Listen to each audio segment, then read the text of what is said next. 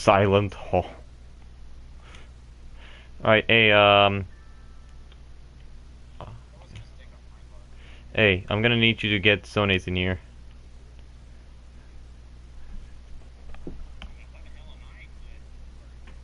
Well, I don't know. Hi. Raging, your account didn't tell me that you were doing a live stream. No, I Well, he just started it. just now. I just started a few seconds ago. How you doing, Sones? Oh, Okay, this is oddly inconsistent. They gave Good. Silent Hill a 9. A 9? They gave it a 9. What's with the comparisons? We're talking about the third game? dude, you're complaining with over like tens of thousands of fans that have different opinions for one game. We're talking about IGN. Here's the thing. For the past hour, me and Jennison have been talking about IGN and some of their reviews. A lot of their false reviews, especially. You know, and especially how we take issue with a lot of the things they say, especially about our favorite games. So, yeah. That, and welcome to Resident Evil 4, ladies and gentlemen. Streaming once again, kind of late this time. I am a little bit late, especially because I had some things I needed to do. But regardless, we're gonna continue with Ada's campaign. And as you were saying... Alright, so I looked up Silent Hill 3 just to see if it was widely considered by IGN to be absolute shit, and they gave it an 8.8. This is weirdly inconsistent. 8.8. That's still more than Resident Evil. Because it might be a little bit of redundancy, but it's high a bit of redundancy. They gave Silent Hill 3 8.8, but then they gave Resident Evil they gave Resident Evil 7 7.7. Fucking weird, man.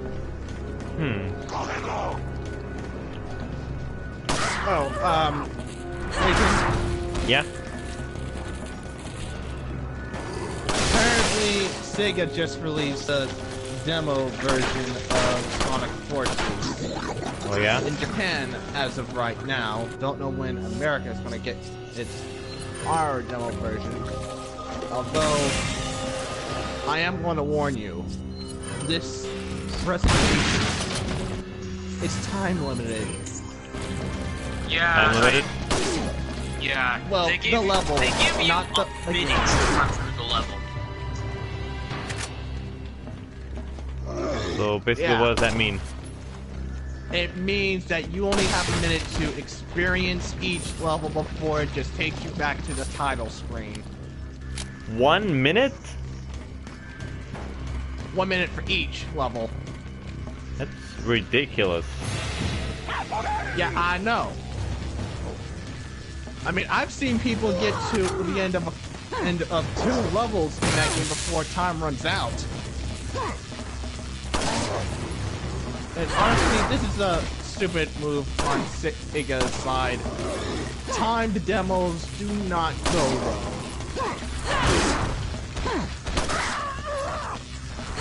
And speaking of timed demos, I was going to see if I could do a video, or if my internet gets better, probably might even do it with you, if I get my modem. Yep. I do hope you get your modem soon, because I do actually miss making videos with you.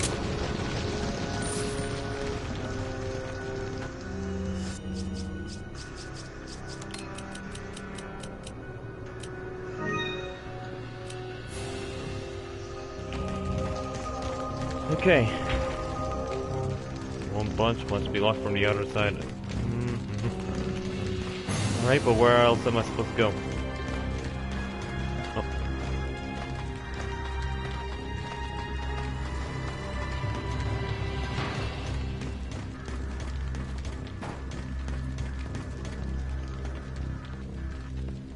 And I think I might be lost. What? Oh, you are streaming to YouTube. Alright. Yeah, I'm streaming right now. I just started it. Granted, I wasn't talking all that much. I wasn't letting you guys know because I was still listening to you. Oh yeah. I'm more curious. I was more curious if anyone had commented yet. No one has commented yet. Not really surprising.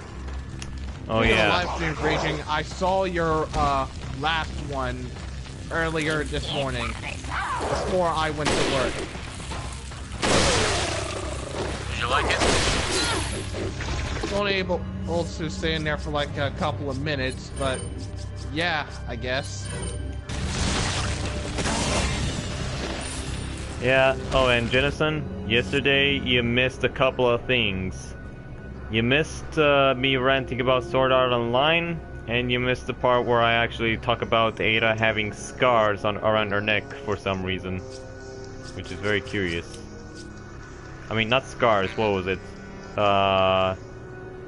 What do they call those things again? Okay, I was talking about it last night and I forgot the word. She's got stitches on her neck for some reason. So that's basically what she's covering up with that, that's basically what she's Choker. covering with the choker, yeah. Right. Yeah, I'm still curious about what the stitches are all about.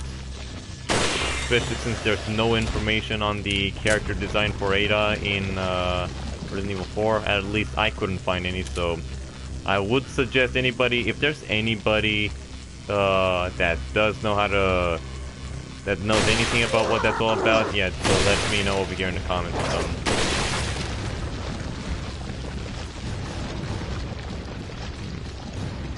Shut.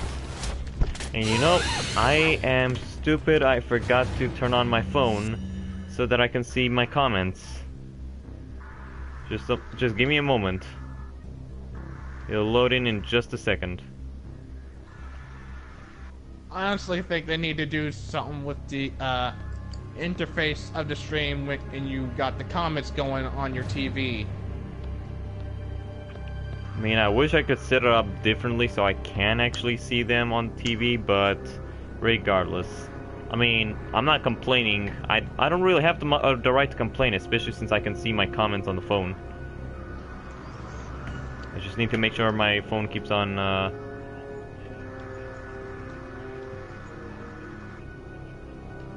Well, just making sure you have it plugged in on the charge cord. What's your face, red lady? Or some plug us, kiss your cheek. Yeah, I don't get that. I guess he's making a reference to the fact that I'm playing Ada Wong and I'm fighting a lot of Las Plagas.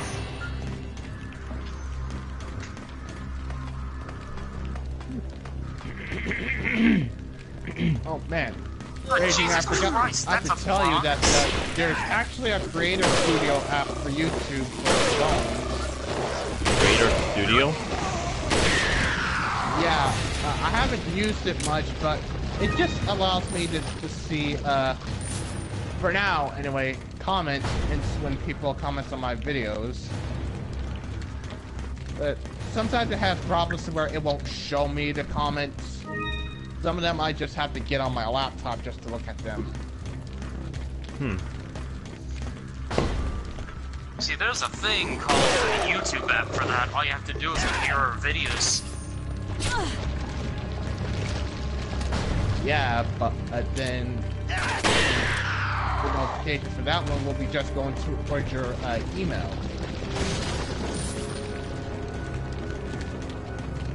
Get that. Alright, so Raging, there is a bronze medal in this game, and it's fucking ridiculous. A bronze medal? Wrath of the Raging Demon Hunter. And the details literally say defeat 10 enemies within 1 second. Dude, I actually got that trophy and I even sent you an image of that. I want you to take a look at that and let me know what you think happened in there. Trust me, it's hilarious. Defeat 10 enemies in 1 second. It is possible. What, in that Resident Evil game you're playing? No, in Devil May Cry 4 Special Edition. What do I think happened? Well, it's hard to tell. There's an explosion going on. Well, obviously I was playing as Lady, and you know how instead of her having a devil trigger like the other characters, she instead throws a lot of bombs all over the place? Yeah. Oh, So- you used that. So, I was doing a secret mission where you have to protect this one scarecrow from getting attached to any of the parasites. There's like over 10 parasites over there, right? And they're all gonna be surrounding you. So as soon as they Right. approach a little bit, just use your trigger for Lady, and she'll throw the bombs all over the place. She's gonna nuke every one of those, and you'll get the trophy right away. Easiest trophy I've ever got. Tactical nuke incoming!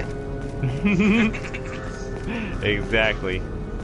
You also just pointed me out to something I noticed within these images.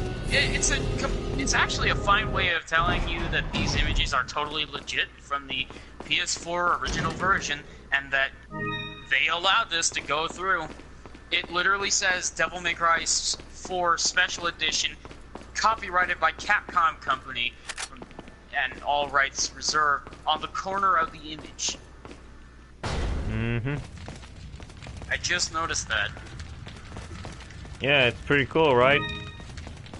Yeah. By the way, did you somehow receive that trophy before the one PS4 update where all of the heads-up display stuff looked white instead of black?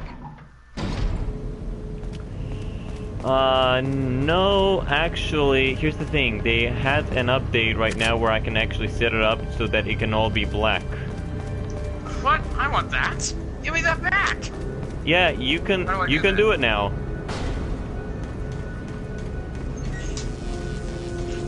How do I do that? Look somewhere in the settings, I think. Notification settings? Oh, Yes. notification settings. I did play it Oh, before years ago. I'm sorry, I was talking to somebody over here. Continue.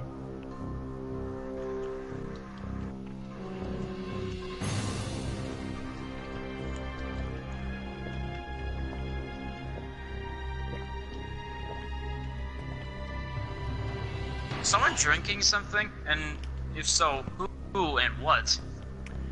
That would be me, and I'm drinking Osaka water. Osaka. Damn it, man, you made me thirsty for some more soda. Osaka sounds like a Chinese drink. You're not no, going Japan on me, are you? no, Osaka is over here in Texas. Oh.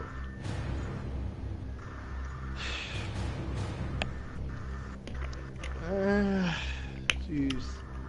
And drinking. Alright, so this is how I changed that. Alright then. After I ate a couple of sandwiches earlier, I got really thirsty, especially after what I put in them. Hold on, let me just go grab another bottle of water right now because I am still thirsty.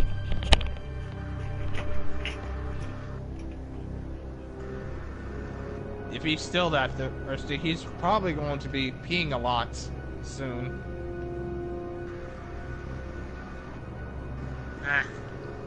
There's only so far that human society can actually go. If 5 people or not? The fuck has everyone been? Where are they going? Okay, I'm back. So speaking of going elsewhere, I'll go grab myself another soda. Thanks, Ragin, for making me thirsty. You're welcome. You dick. Hey, speaking of drinks, I'm actually drinking Mountain Dew.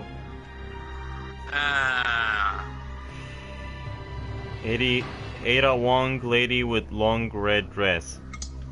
I'm not gonna lie, I like Ada's dress.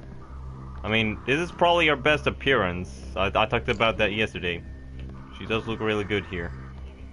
And 3 persons watch and only you in the chat. Yeah, that's usually the average when I start, at least.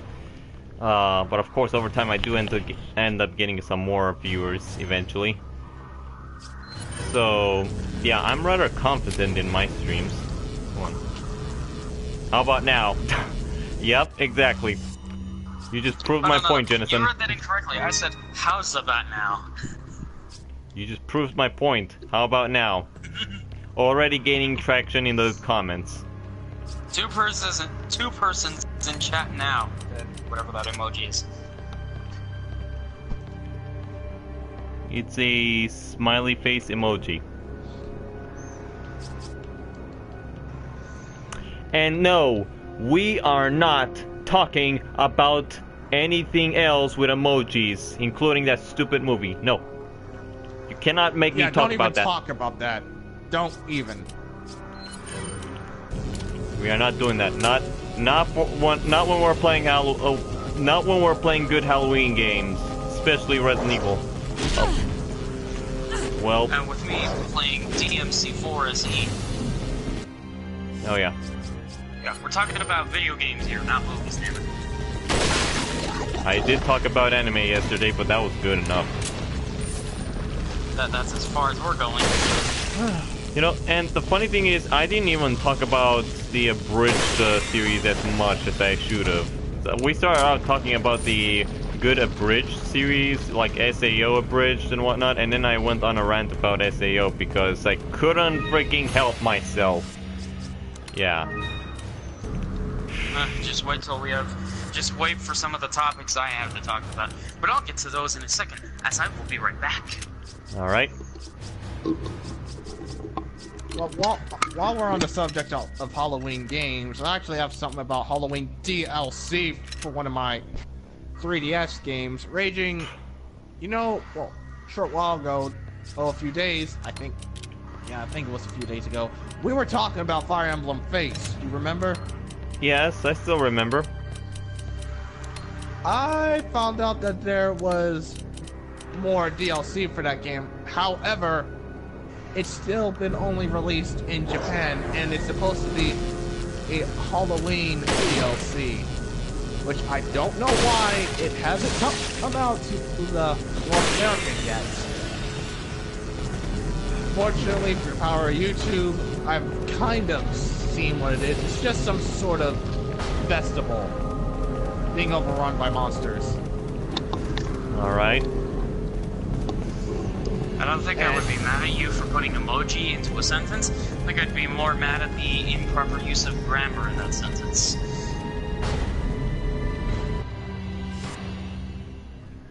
But even then, there's only so far my rage will go.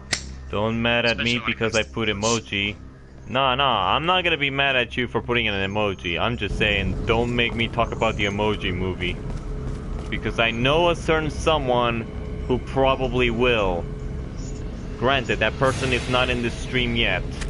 But you can bet that person will definitely want me to start talking about the Emoji Movie. And I am not going to talk about it. How are you not dead? Every time I think about it, I can just think of Squidward shooting SpongeBob in the face. Oh, Christ. Sone's fan, everyone. Sone's. Whose ridiculous fantasies did you invade? I don't know, you tell me. That almost sounded completely different right there. I bet you were a different person for a second.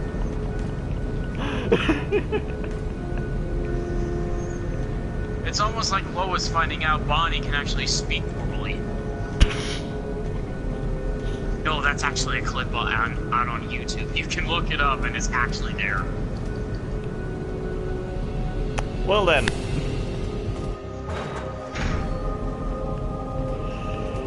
Okay, this is hilarious. I'm having a good time now. I'm playing Warframe. Raging's playing a Resident Evil game. And Jennison, what are you playing? I'm playing Devil May Cry 4 Special Edition. Hey, don't. Mm-hmm.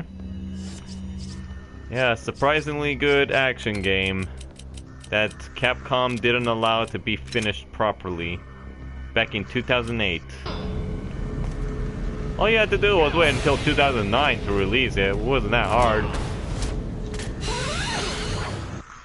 Or hell, even 7 years later, just update the story to be, you know, complete. I can even tell that it's been cut because there's only 4 levels. Yep, that's true. One chapter again. I mean absolutely nothing against Capcom for making this game. I'm enjoying with what I'm playing. Of course, I say that as this is technically the first time I'm playing this game. Almost let it slip. Just a moment, let me read over here real quick. One chapter again, bit difficult in final because you fight with 2 bosses, Krauser and Sadler. Oh, I remember seeing this guy with a quick time event bosses, like really? Wait! Mission failed? I was reading comments, I didn't realize there was a quick time event. Oh great. Miguel C. Salas. Hola. Greetings, my friend. Hope you're enjoying the stream so far. Raging. That person put 3 A's after that, so technically it reads Olay. Olay. Yeah, well, ladies and gentlemen, I do apologize because tonight I have officially let Leon S. Kennedy die on accident because I was stupid enough to take a look at my phone the whole time and not realize there was a QuickTime event. Raging, my man, you... Listen. We're going to read a comment. Pause the game, at least. Well, to be fair, it's a cutscene. You can't really pause that without skipping it. I can't Some pause. cutscenes can be paused. Not in Resident Evil 4, you can't. Yeah, some, especially if you're in a Kingdom Hearts game, you can actually pause the cutscenes in those games. But this is Resident Evil we're talking about. The so only they don't give you that leeway. The only Resident Evil game that allows you to pause during cutscenes is Resident Evil 6, and we haven't even gotten to that topic yet. Oh, that's gonna be a good topic. Yes. By the way, here's a little preview of that. We're not going to be complaining about Resident Evil 6. We're actually going to be talking about what it does right. Because so yeah. People actually focus on that. Especially since it is actually one of my favorite Resident Evil games, despite what a lot of people used to say about it. And no, I'm not counting... People used to talk smack about the game, still do. I'm not counting Angry Joe in on that either, because here's the thing, when he played the game, he was being a bit dumb. Not only did he not realize that he can melee to save ammunition, but he even just wasted a bunch of his bullets throughout his playthrough. Eventually he just ran out of bullets right off the bat. So wait a minute. Resident Evil 6 will let you melee in order to save ammo. That's one of the things Resident Evil 7 doesn't do. Really? Exactly. Ada! See, are you kidding me? I'm just finding new more and more ways for me to eat that game. Like, are you fucking kidding me? I mean, here's the thing. All of the Resident Evil games, they at least give you a combat knife, which you can use to defend yourself, especially when you want to save on ammunition. Granted, it is very risky. Even the first one on PS1 had that. Yeah, it's very risky though, but it's definitely worth it if you want to save up on ammo, and especially if you want to save your ammunition for bosses. Resident Evil 6 especially does this very well, especially because you're fighting a lot of enemies. Basically, just like Resident Evil 5, you're fighting a ridiculous amount of enemies. However, because Resident Evil 6 isn't like 5, where 5 actually gives you a lot of ammunition to deal with all that stuff, Resident Evil 6 doesn't give you that much ammunition as much. So, of course, you gotta resort to meleeing every now and then, or shooting enemies in the arms, legs, or their head, so that you can get up close and personal and melee them. Heck, some characters like Jake even have melees where you can actually use the zombie to pretty much hit other zombies, which is actually really cool. Yeah, but then we get to Resident Evil 7 and they're like, oh no, fuck you. Leon You S. get Kennedy, guns and that's perhaps the most it. essential part of this mission. Mm-hmm. Oh, Yeah. we're gonna Story throw wouldn't be complete bosses without that have him. instant kill Formidable attacks at you, survival and you can't say shit He about has it. what it takes Oh, to and they survive soak up against bullets like overwhelming odds. nothing. Oh, and you'll never be able I've to seen kill him do it them, by the before. way. You will never find this out. And he's But you will improved never since kill then. a boss in that game. Practically a genius. He has Uh-huh. smarts and he knows Yep. how to use them.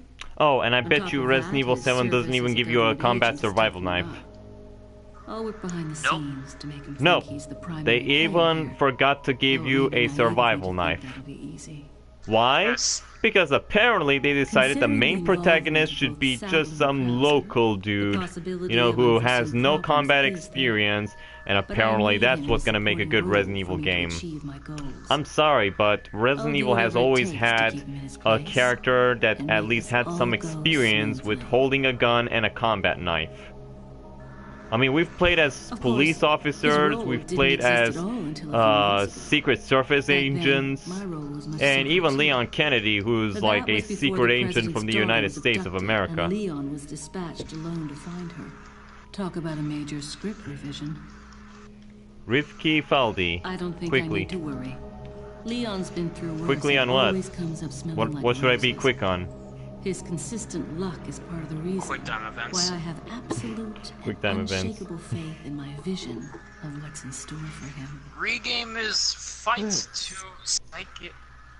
Since we're still talking about Capcom games, might we talk about Monster Hunter? Hold on, just a moment. Don't even get Resident Evil me game started, is Sodas.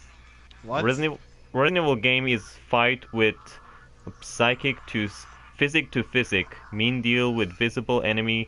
Try another game against spirit and ghosts like Fatal Frame. More have scariest influence and jump scares. Yeah, you see, here's the thing. This is where Resident Evil 7 pretty much contradicts itself and the entire series. Because when you go back and play the original Resident Evil, which is back on the PlayStation 1, that game wasn't all that scary. I mean, sure, the survival horror was there. The elements of a survival horror was there. And even if you can probably have a few jump scares in there that will actually get you, because here's the thing. Resident Evil was actually pretty good with jump scares at the time, right? So it did its job well. But it was never one of those games that were really deep into horror. You get what I mean? And especially when we start talking about the monsters. I mean, the monsters are the thing of nightmares, especially, but they're not the type of thing to pretty much just gross you out or anything like that. The monsters were at least simple. It's not something stupid like the Evil Within, where you have a chainsaw dude, you have bloody zombies, you're thrust into environments that are too bloody for their own good for some reason. I'm still confused about the Evil Within 1, because you end up in certain locations where they're all filled with blood. Like, all the walls have pretty much the same textures. How does a place get filled with so much blood? It's so ridiculous. And I still question that, especially considering the environments where you fight the enemies and whatnot. You would think that the blood textures would be at least in a specific pattern, but no, all the textures are pretty much repetitive for each and every wall. Alright, I'm gonna go ahead and save that. And then, speaking of Silent Hill, yeah, Silent Hill does do its job pretty well as being somewhat, how do you say, paranormal, right? Is that right? Paranormal? That's the right word I'm looking for, right? Yeah, if you're talking about ghosts, spirits, and everything like that, yeah, paranormal is the word you're looking Yeah, and demons and whatnot. Granted, there were also zombies in there, and... for. Well, I mean, stuff. demons has a different word, it's called demonic. Oh, yeah. I only have PS2, not have any consoles, because I won't force my brother to buy any console. I mean, hey, fair enough. I can understand that. Hold on, I need a better surface to put this phone on because it's getting hot. I'm not trying to set this to full screen, stupid phone. And I'm missing the cutscene. Chapter 5. That's where my game ends. Ah, Kaz is great. dead. Poisonous gas Really? level. Are you kidding me? Leon doesn't die easily. That's fine. We can use him to clean up Sadler for us. We'll let them fight it out. Neither one of them will manage to come out unharmed. Easier said than done. Either way, it's your job to clean up what's left of them when the By fight the is way, over. out of all the Don't levels in forget who's running the DMC4, show. what would you say is the worst one? Either of them live to see tomorrow. Out of all the levels Our in goal is to retrieve the DMC4, sample. okay, that is a very Because good anything question. might interfere with our Let me think plans. about this for just a second. In terms of a bad level, I would pretty much have to say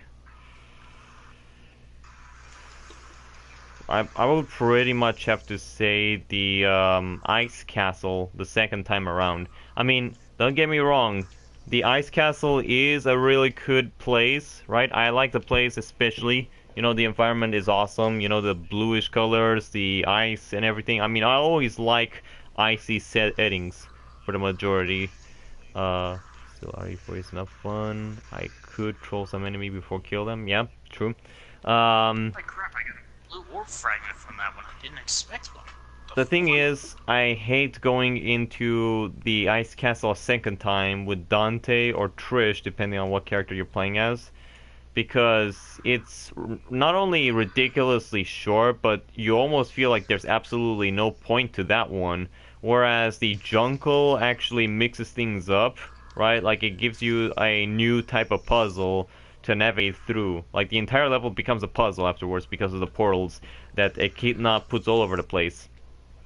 But with the Ice Castle, it's very scripted, and there's not too many enemies to fight. You do get introduced to a unique enemy, at least. That much I will say, and I do like that that electric beast that shows up all of a sudden. And I even like his description. I mean, he's a blind beast, but he's still insanely dangerous, even to his own kind.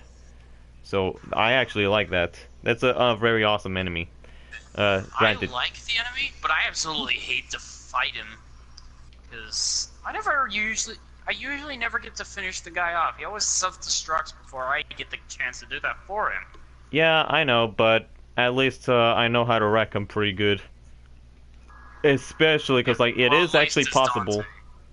Well, yeah, it is possible to get S rank or triple S rank while fighting that dude, and still keep that S rank when he self-destructs, so it's still pretty awesome. Right.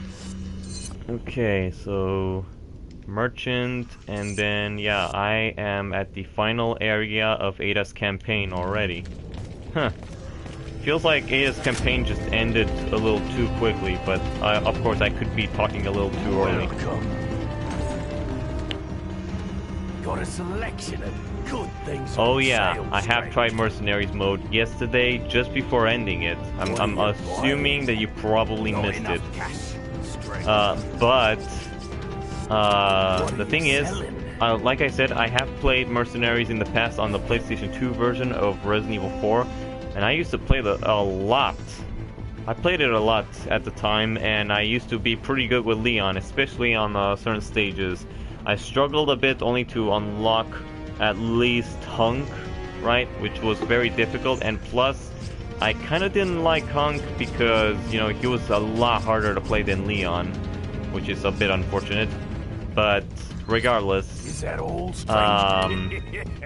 yeah, I still like Mercenaries in this mode. I wouldn't say it's the best Mercenaries, but I still like it. I mean, if I'm gonna be specific and choose which Mercenaries mode is my favorite from all the games, I'm gonna straight up say it's Resident Evil 6. I think Resident Evil 6 does Mercenaries mode probably the best.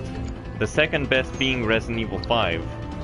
And sure, What are you I would buying? recommend people still play Resident Evil 4's Mercenaries because, hey, it is challenging and it is still a lot of fun. It's addicting fun.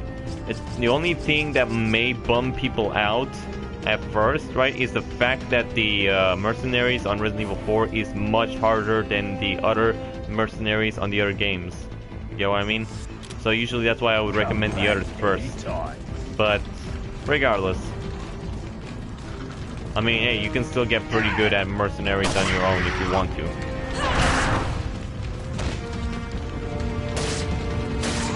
Right. So, I just figured out what I would consider my least favorite level from this game. Yeah? So, I do agree with you, the secondary visit to the castle really does suck, especially with how little there is. It shows you how unfinished the game is. But then I remembered, oh yeah, I do have to stop by the cathedral when I go through this game. And I'm like, yeah, that's not even a good area at all in this game.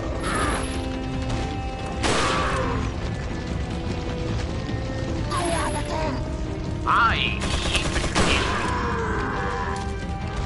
I mean, not one of the worst levels I've played, not even top 50. It's just like, it's here, and it's not. Wait, cathedral? Wait, which cathedral are we talking about? The one at pretty much the mark of the halfway point of the game. Oh, the one where you scale up the statue dude and you fight the old guy after that? Yep. Oh yeah, that's completely understandable.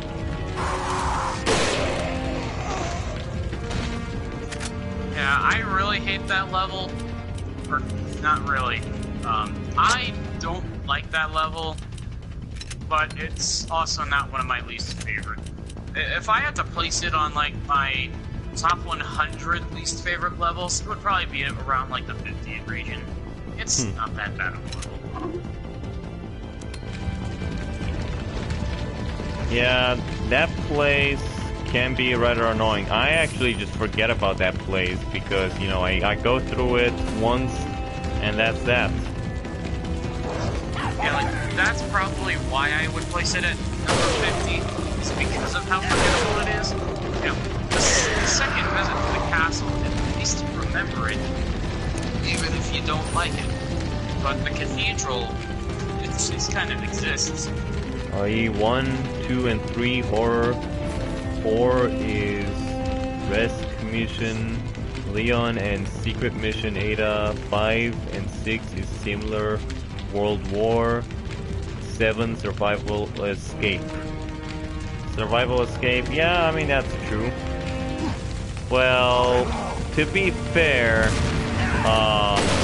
the first 3 games could also be considered Survival Escape as well, in a sense. Well, Resident Evil 4 is not just a rescue mission, it's pretty much a very action-packed game. Of course, you have the secret mission with Adon.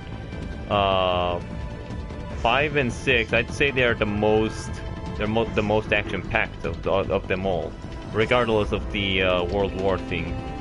Well, it's not really World War because Resident Evil 5 takes place in Africa for the majority.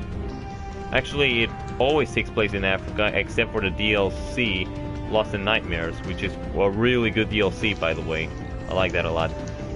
And Jennison, you wrote over here, Resident Evil 7 equal terrible.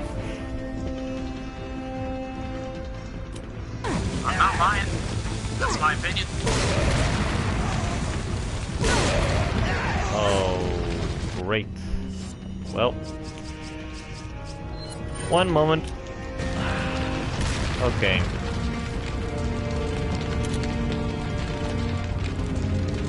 What happened? No, it's just that, some enemies over here are being douchebags! I almost got blown up by dynamite. Well, that's not exactly the most friendly thing. Dynamite? Did they really have to resort to that? Are they that desperate? Well, you gotta think about this. We're in a military camp now, so obviously they gotta have access to dynamite. Oh wait, I think I might. Shit. I think I might be spoiling the game. So you know what? I'd have to shut up now. A military complex that has access to dynamite. They might as well just light off a fucking nuke.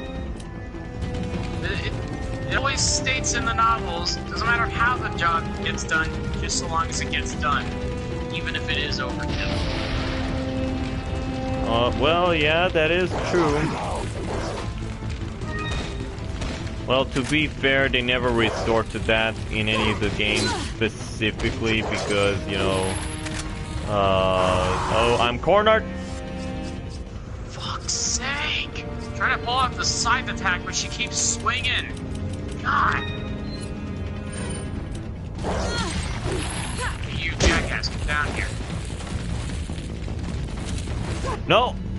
Why am I still on the sniper? I thought I equipped the shotgun. Oh, I love it gee. when I get comboed by a standard enemy in a video game. I absolutely love it when control is taken away from me because the enemies hate me more than they should have the right to. Don't you just love that? Hold on. I might need you to die, creature.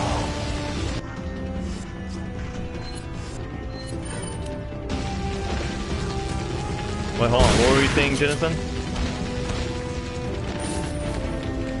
I said, I absolutely love it in video games when an enemy can combo me. I absolutely love it when my control is taken away because an enemy is hitting me more often than they have any right to. Don't you just love that? You know, Video games. the funny thing is that like in Devil May Cry 4, you get staggered a lot longer than in the previous game. I mean, I don't remember Dante getting staggered so much as he does over here. Or Nero, for that matter. Well, my skill with Nero must have been different at the time, so I probably never even got staggered by combos. I mean, I was probably the most evasive. It is partially due to Nero's playstyle. I mean, you are mostly encouraged to stay up in the air when as Nero, so... And that's exactly what the game expects you to do. So again... That's kind of what you do. And then, of course, you're always grabbing the enemies. You're the one who's staggering them. Then you go to Dante and you get a taste of your own medicine. It's kind of deserved. But then I'm over here playing as Trish, and enemies are staggering me like nothing! Yeah. Yeah, that was pretty annoying when I was playing that. I hate this character. I'm saying that right now. I hate this character. Both of them, Lady and Trish, not exactly the best cast of playable characters. Yeah, I can probably understand now why they didn't decide they were gonna bring any of them back for the sequel for Devil May Cry 5. But not that wouldn't be bad. I'm pretty sure they could fix it in 5. In the 5th game. There's probably gonna be a couple cutscenes revolving around them.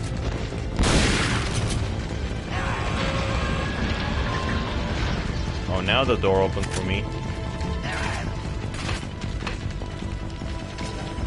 But I'm gonna grab this gold first. But yeah, and then watch someone is gonna comment in the video, well, why don't you just get your... Well, characters in Kingdom Hearts always get staggered all the time. Don't you love that game?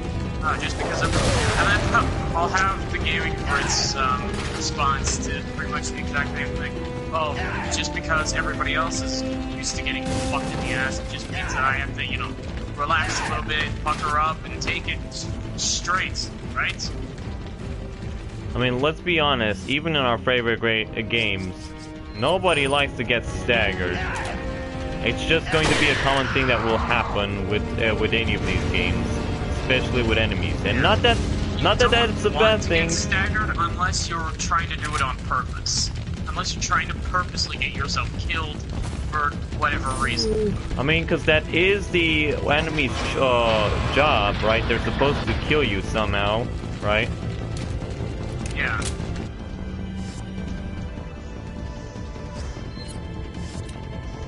But If it literally takes to staggering a character, don't fucking do it. Molded and Regenerator is a bit similar, but Regenerator has more handsome than Molded, I must say. Handsome? What? Handsome is a bit of an overstatement there.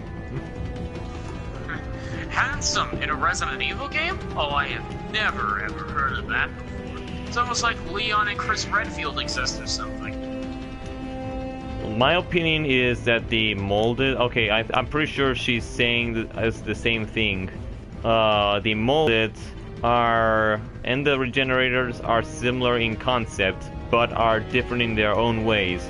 The Molded are not as threatening, especially because they can be dealt with, especially with a gun. But Regenerators, you actually have to be very careful with those guys, especially because if you do not have the infrared scope, right, then you will not be able to take them down as easily, and these guys will become the ultimate bullet sponges. Hence their names, Regenerators, because they can regenerate. They have the ability to regenerate their limbs and anything. Right. God. At this point, they're not even like crystals. They're pretty much mining fountains. That's what I call them with Trish. It's like the one thing this character actually upholds over pretty much everything else in this game. The one use for Trish is to turn those red crystals into warp fountains. Wait until we get into Virgil. I haven't even played him yet. Well, I did, but not as much. I haven't either, but he is the character I plan on tackling next. Immediately after I'm done with this one. Yeah. Now, I was thinking one of these days, probably after Halloween, I might actually get to streaming Devil May Cry 4. Probably. But of course, we're not gonna do that until after we're done with Resident Evil Remastered. We gotta get that out of the way. And not just to get it out of the way. I also plan on streaming the original trilogy on the HD collection. It's not, those live streams, however, are not gonna turn out like the ones that I can currently do on my PS4. Because that's a PS3, I don't exactly have a mic for it. That's understandable. Alright, but do you have any way of communicating with people, like in the text chat? I have a phone. Okay, then that's good enough. Yeah, you'll be able to handle it. So I have seen streams go pretty well, especially when they were just using the phones to communicate with the text chat. Yeah, it's just, I'd like to verbally chat more. It gives me a little bit of freedom to use my words. It takes me less time. Oh, great. I am about to get killed. I'm not going to complain. Oh, and speaking of finishing up my playthrough, I'm getting close to Savior now. Like, I've already made it to the final level. Of course. The Savior is coming! I don't get it. Why didn't people like that The Savior's Coming cutscene? That was an awesome cutscene. I mean, sure, the main villain is probably annoying whenever he says that in your fights, but it's still awesome. Ah, welcome back, Zomboid. Ah, Zomboid's here. Yes! We are doing fantastic, Zomboid, and we've been talking about a lot of stuff lately. Oh, these guys dropped a lot of stuff. Come on. Now, me personally, okay, you want to know what the Savior reminds me of? A white statue of crystals that are blue? No. Do you remember that one particular boss fight in Mega Man X7 where you're fighting a giant behemoth? I also remind you of that? I'm talking about Sigma, of course. His final phase. Oh, Mega Man X7. Yes. The one where you're on the platforms and he's a giant and then you have the epic music, right? Oh, yeah. And it is eerily similar to that now that you mention it. And not only that, but he does some similar things to Sigma in that fight. Like when you're fighting the Savior. Like he tries and punches you off a platform and even destroys it. Yeah. Chance. Not only that, but he also has a mega laser cannon or something, which also Sigma has. The only difference is that the Savior shoots it from that thing on his back, and Sigma shoots it from his belt. I wonder how he managed to store that there. Right. But here's the one difference. In Resident Evil 4, people know what's going on because they see the giant, white, pretty much naked motherfucker attacking their own city. And in Mega Man X7, literally no one else except for the 3 people that are there know what's going on. Pretty much. I mean, Sigma is kind of the master of teleporting everybody into an alternate dimension just to engage in an epic boss fight. I wonder how he does that. 99% of anime nowadays. 99% of all anime. That's a good analysis, Jennison. Very good analysis. Modern day anime.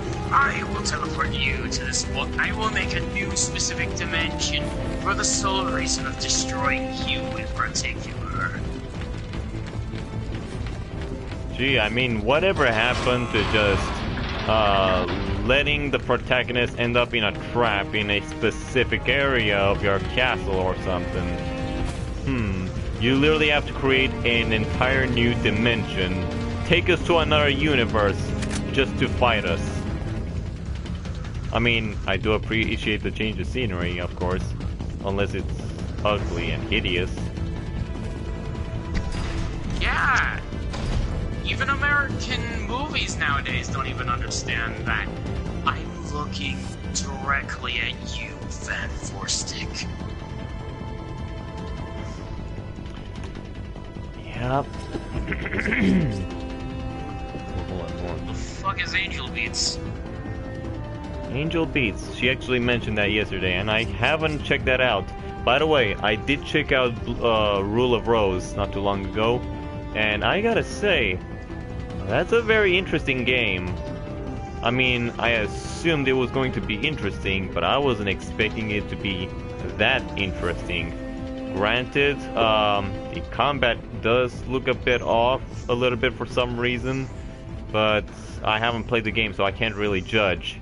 But the game does look interesting, and I like a lot of the stuff that they did over there with that game. It's just a shame that when I looked up a review, they said it was only released just in the UK for some reason. Like, they gave some more in-depth explanation as to why it was like that, and it was all because of some controversy with the little girls or something, because apparently they thought you were being encouraged to kill little girls. I mean, is that really bad if they're demented and probably trying to kill you? I don't know. I don't really. I still don't know too much about the game. Sounds like BioShock in a way. I mean, I still don't know exactly what the game is about. I've only seen a review and some gameplay. You know, I watched like a couple of videos of gameplay, right? And it was interesting. I just still couldn't understand what it was going for with the story, but that's completely fine. I can understand where this game is coming from, right? And usually I like games like that are complicated. I mean, hey, if I can play Dark Souls just like that, fine, then yeah. You know, that's the funny thing I keep mentioning about Dark Souls. It's a fantastic game, but sometimes it ruins other RPGs for me for some reason.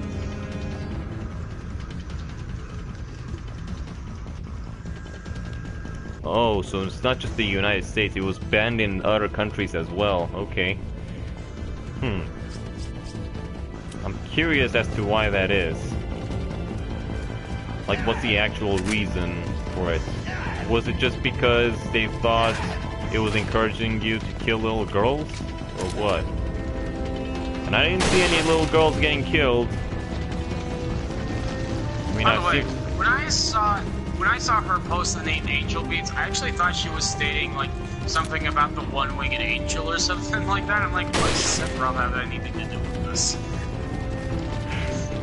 Well, Zomboy did mention the show to me yesterday, and she said it's a pretty cool show. Hold on. Helicopter wreckage. It looks American. What happened here? Oh. Ada just missed the whole episode with Leon and Chopper Mike. Chopper Mike! It looks American. What happened here? Well, I'm pretty sure Donald Trump got a hold of it. What is... Fuck, I remember this is Raging. I kinda got watching myself with jokes like that. At this point, I'm kinda used to it, but I still don't understand why you hate Donald Trump. I mean, go ahead, keep on making the jokes, it's fine. I'm gonna let you do it. Because they are kind of hilarious. I'm not gonna lie. That's pretty much the only joke I'm going to make. Unless I get another chance.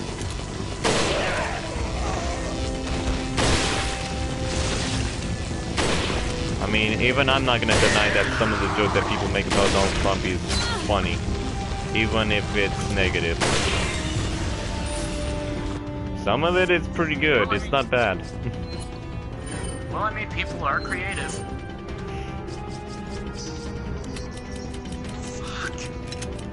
Yeah, let's just try not to mention anything about that one guy that went a little too far. And I'm pretty sure you know what I'm talking about. internet nowadays, so I don't know what you're talking about. Oh, no, I'm just mentioning something about a particular rapper who used to be awesome, but then turned completely into a jerk. Oh, I believe that guy's name was Eminem. I didn't want to... That's just a case of a good rapper who turned shit. Yeah, I didn't want to mention his name, but I guess, too late, you mentioned it on stream. You didn't want to mention his name, so I did it for you. You're welcome. Leon, you okay? Alright. Yeah. Oh, that's a nice reference. Get to the chopper! No!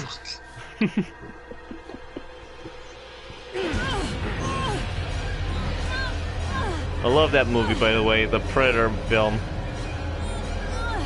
Oh no, that was Terminator. No, that was Predator. What are you talking about? Terminator didn't have a... Watch Predator now. Yeah, you gotta watch Predator, dude, because that scene where Arnold yells that's not only one of the best scenes in the entire film, it's one of the most intense ones ever. Granted, we do make fun of it because, yeah, when Arnold says it, it sounds hilarious. But it's... Fine. Yeah, but it's still a really awesome scene. Oh, this is another good one. Put that cookie down! No! No! Oh yeah, I forgot about the now. Put that cookie down! Now! I like that. I remember, what was it called? Jingle All the Way, that's what the movie was called. I actually like that. That was one of my most favorite Christmas films ever. Like, even my entire family enjoyed that. We loved the film because of how hilarious and stupid it was. I mean, I know the Nostalgia Critic probably didn't like it as much. He probably didn't appreciate it. How disgusting. No, Is it I'm one of touching those movies where it's so bad it's good category? No, it's not. It's not even to that point. I mean, yeah, it does have its faults, sure, as a movie. But if we're talking about comedy, it pretty much does a good job. Granted, there is this one joke that does get ruined, and I do agree with the Nostalgic Critic on this one. Granted, we still found it funny because, you know, my family can be easily impressed by certain jokes sometimes. Granted, I wasn't as much, and I do agree with the nostalgia critic when it comes to that joke. It's that part where the bomb blows up, right? After that one guy said, don't worry, I specialize in disarming bombs. I've been doing it for 10 years. And that was a very funny joke. I really like that, especially when the bomb blows up. And then that one, but what ruins it is when that one guy asks, how many years did you spend on it?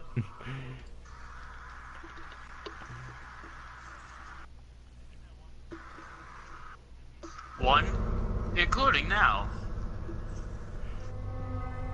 Oh, nice one, Jennison. That's actually a nice change. Get to the clipper! Now!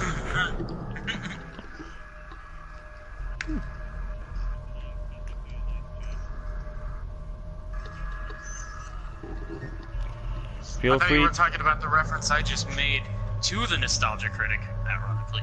Feel free to deny this request. Wait, what request? The one previous to that. The previous commenter. Wait, dun, and nice night for a walk. I forgot what movies those were from. I mean, nice night for a walk, I can probably say that like Arnold, but I just don't remember how he said it or what movie it was from. Oh, she was requesting if she wanted to join the voice chat, but we could deny this request if we wanted. Wait, who? You know, Zomboid. we might as well let Zomboid in because this does seem like a pretty decent person. Alright, Zomboid, you got a PS4 and a mic? Controller? Good? Hold up. Yes? I heard she. Yeah. Yeah. Got a Yeah, selection it was a of- she. What are you buying? I swear, it's Is that rare all? in my case to even talk Thank you. up with, chicks that all? on PS4. Well, be glad you didn't meet the kind I met on Overwatch. You met a female on Overwatch? Oh, Jesus Christ. No, not one. Several. Several. Only a few of them being decent. What about the others? Did they, like, be all mad at you? Nope. Okay, so what ended up happening with the other ones that I was not comfortable being around was practically the fact that they were a little weird, and some of the stuff they would talk about, I really couldn't engage into conversation with those people. So, I mean, I still played with them, granted, because it was still fun to hang with them, but Yeah. of course, but that was only for a limited time. As long as I was playing Overwatch, I did enjoy hanging around the other decent females on there, because yeah, there are some pretty nice females to play over there with. I actually added a couple of them on there to play Overwatch with, you know. And if you still had Overwatch, so Sones, I would gladly introduce you to those people. They're pretty awesome. I Terminator still 1. play Overwatch. Terminator 1 when 3 Punk met young Arnold as first Terminator. You know, that was actually a very cool scene. Like, all of a sudden you just see, Arnold just teleport. He just gets transported to time through this teleport thing, right? You just see electricity everywhere. You don't know what's going on. He's naked, and then he just walks up to these guys, and then he's like, I need your clothes, your glasses, and your boots.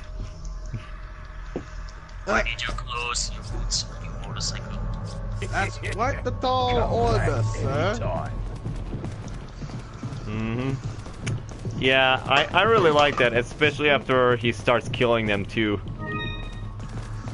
I mean, okay, I'm pretty sure the last dude lived, one of the 3 punks, but still, it was an awesome scene. Like, just the way he pretty much threatened all of them. Okay, I just realized there's a guy with a crossbow shooting bolts at me. Fire bolts, I mean. could those be fire baseballs? Fireballs! Those things are disgusting. Darn you, Sones and Jennison. Darn you both.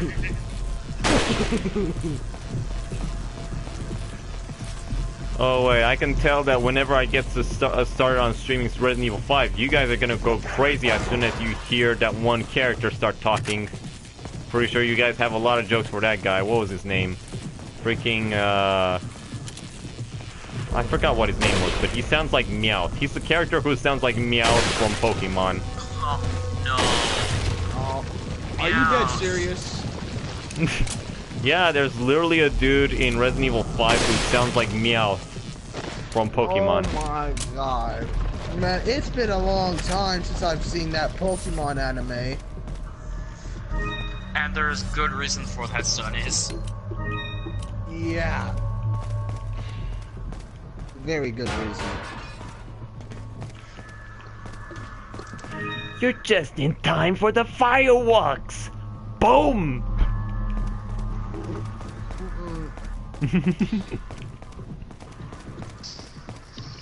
You guys seem to be dreading now, as soon as I mention that.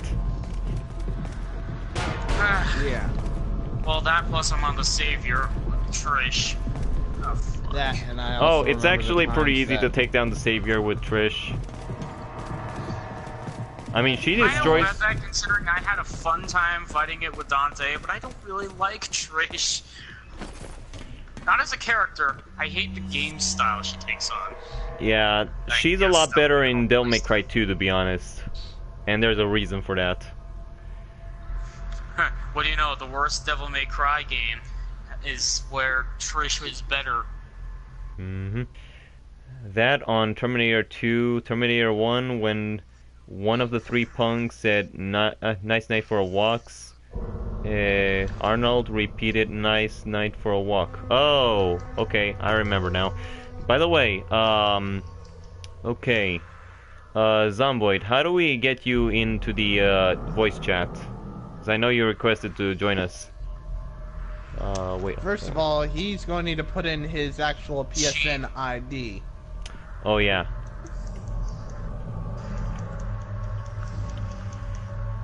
As a matter of fact, if you want, Jennison is the host of this voice chat, so considering you can see his actual thing on here, right, Jennison31, you can find him on PSN and he'll likely get you into the voice chat.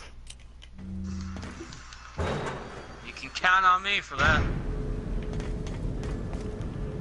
Back on the subject of Pokemon, right when you No.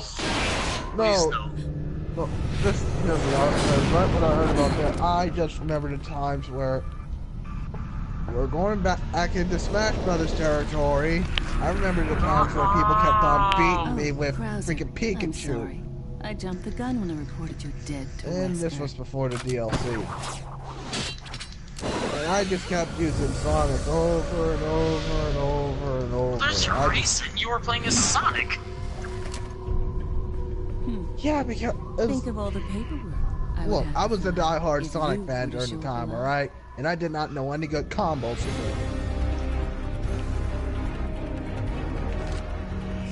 There Okay. are no good combos with him. There is one.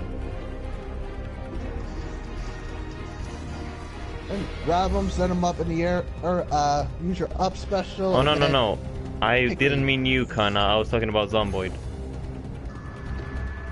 Use knife to beat him. Okay, so apparently the knife works on Krauser here as well. Surprisingly quick. And Krauser has nothing to say. He just has no voice line. Ouch.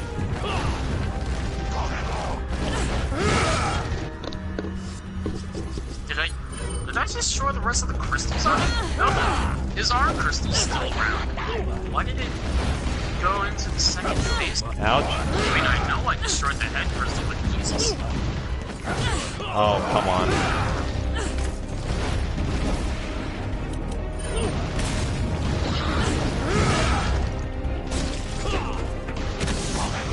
Okay, yeah, clearly proving that the knife is pretty much Krauser's weakness. Wait, Ada, we still had stuff to pick up over there.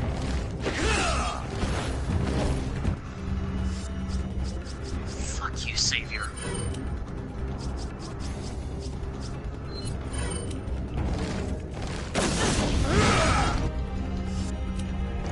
Trish, where are you aiming? Clearly not his arm. Easiest boss fight ever. You know... That's a large thing you have there.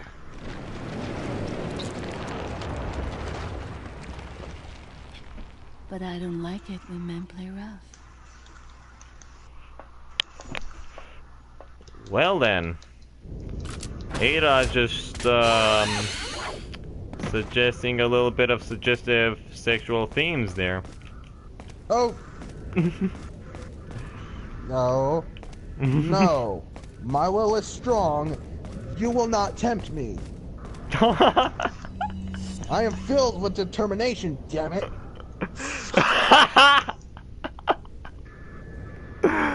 Oh my gosh.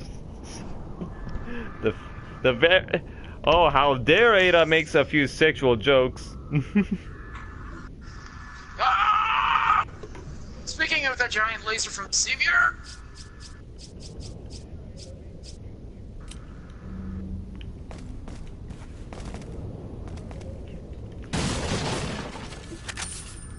Okay, so I'm guessing you're having a tough time with the Savior on there, right? No, no, no, no, no! And of course, Freaking I'm having Ada! a hard time fighting the Savior X Trish, just like I predicted.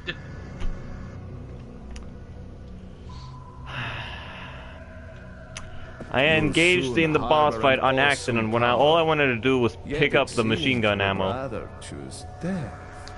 I'm taking Ashley back, whether you like it or not. Ah, the audacity of youth.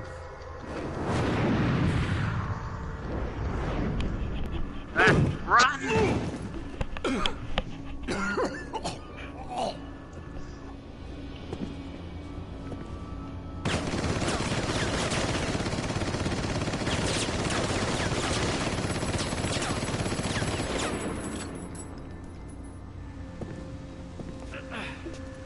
Leon, now!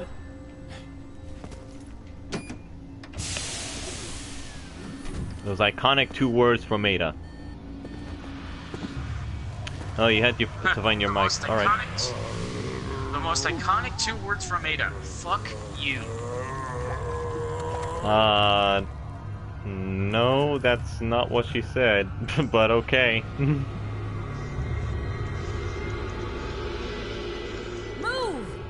Let's go. Ah! Fucking frick.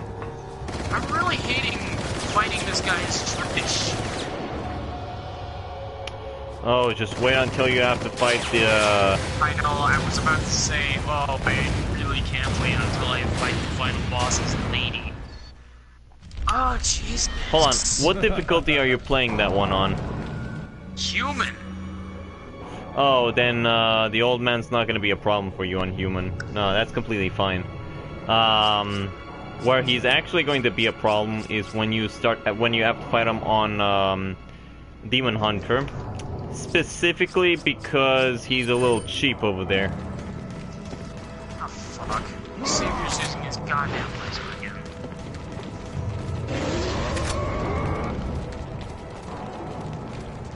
Oh!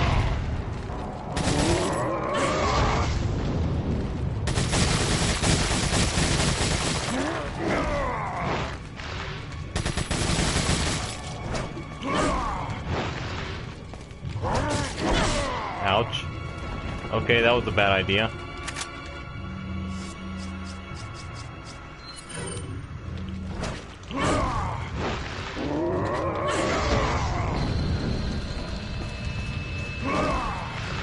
Gee, it's almost like fighting Wesker a little bit.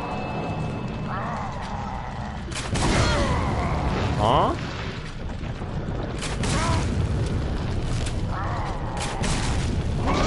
Oh my god, guy. Well, I'm dead. I have no idea how to fight this guy. He will counter back your bullet. Yeah, I didn't know that.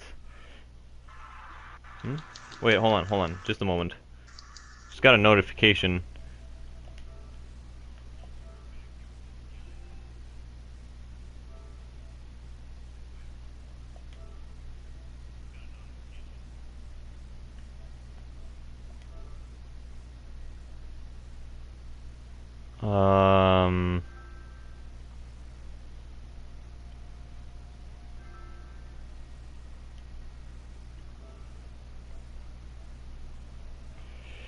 Okay, so one of these two I'm assuming is probably you, Zomboid.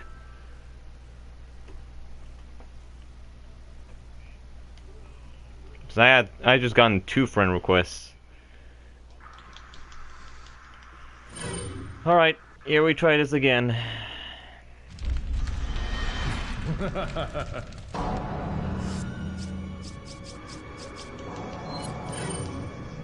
Oh, come on.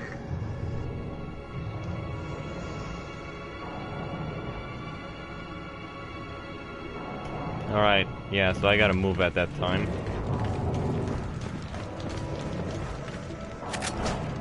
Oh!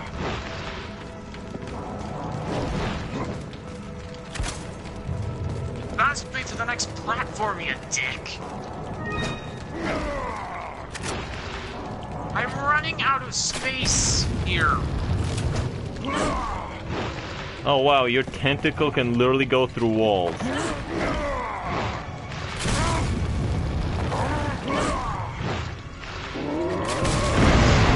Ouch.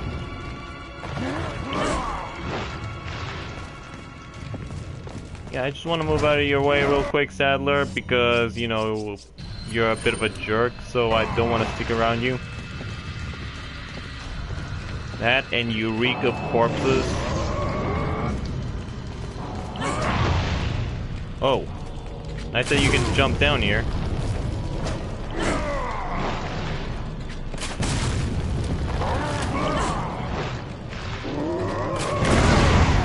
Oh, right. I probably shouldn't shoot at that time.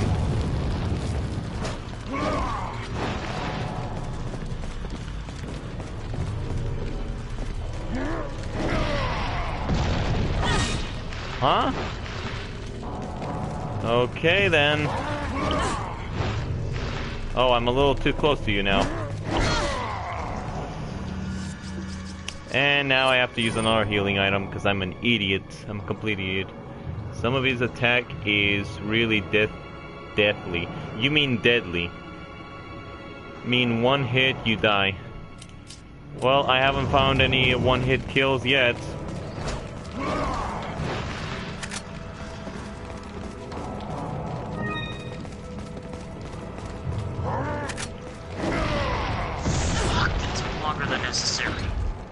It won't open. Oh, I'm trapped in here. Fucking finally! Oh! I'm just that much closer to... God damn it. My first C record, and I got it in the sense of the colors of red, white, and blue for my rank.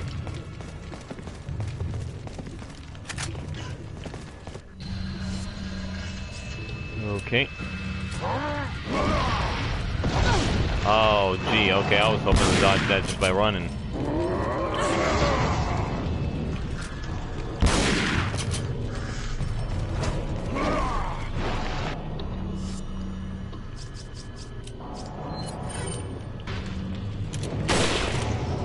I'm just that much closer to beating the game with the 2 first characters.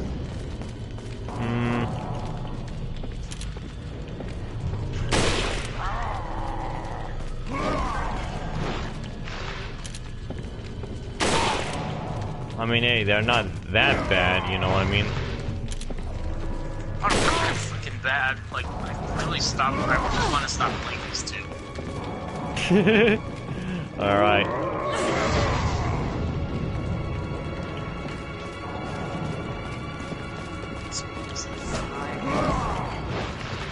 No, it was a 1. Oh, of course, and it lands on the 1 It's alright. red space.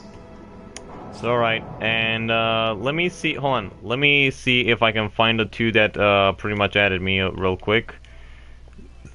Suggest players to invite. No, that's not who.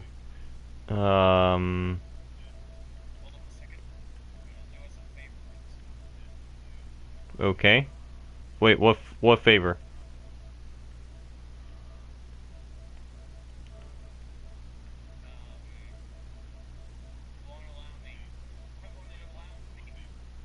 To do what? I'm the party leader? When did I become the party leader?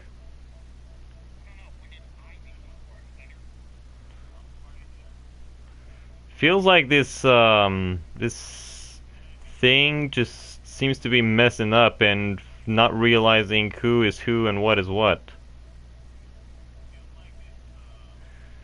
Okay, so invite. Yeah, I managed to invite somebody. Now, let me see who's the other person that I added. Hold on. Okay, so Malia and... Okay, Malia Morgan and... Destroyer. It's all good.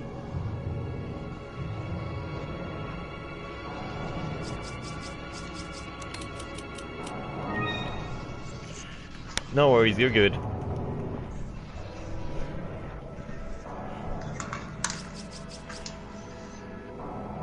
If anything, I should be apologizing because it took me forever to invite you in here. No,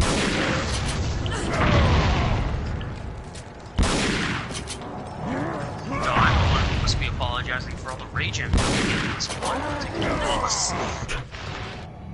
Of course, Jensen. I just... For Christ's sake, it really couldn't have gone with any better characters. I mean, well, here's the thing, Jennison. I know you're raging over Lady and Trish, but these are characters that a lot of Devil May Cry fans actually wanted to see in a game again. I mean, I know, but it's like, couldn't they have pulled them off a little bit better? They could There have, was yes. definitely better ways of doing this. I'll give Lady the benefit of the doubt. A human character in a Devil May Cry game must not be an easy thing to pull off. But they really should have done better with Trish. I mean, here's the thing about Lady, though. She could have been a lot better, especially because when you see her in Devil May Cry 3, right? That's where she makes her debut. She's a really awesome character. I mean, it's really a shame that they didn't give her a lot more to work with. They practically did something similar between Dante and Nero in a sense. Well, pretty much like they did that. Yeah, but regardless, you get what I'm trying to say. Yeah. Squad?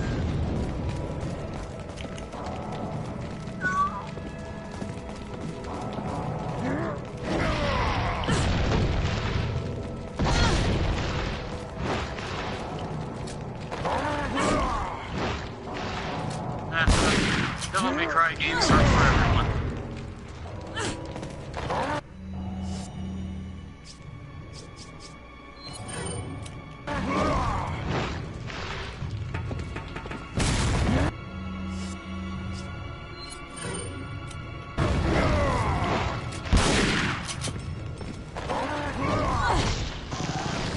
Oh no.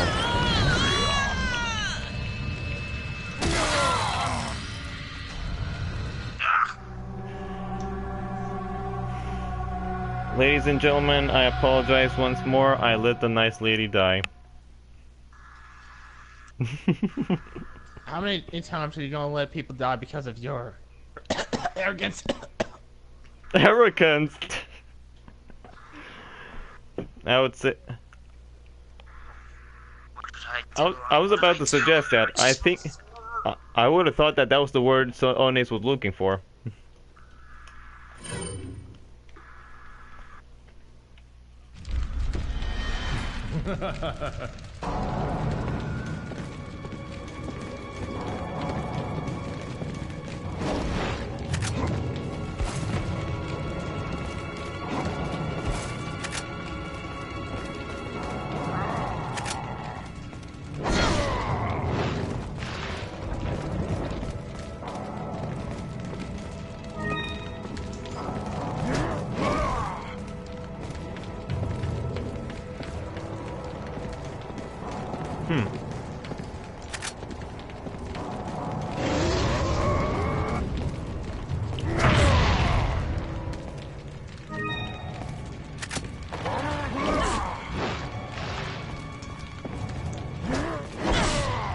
You're the default definitive easy mode.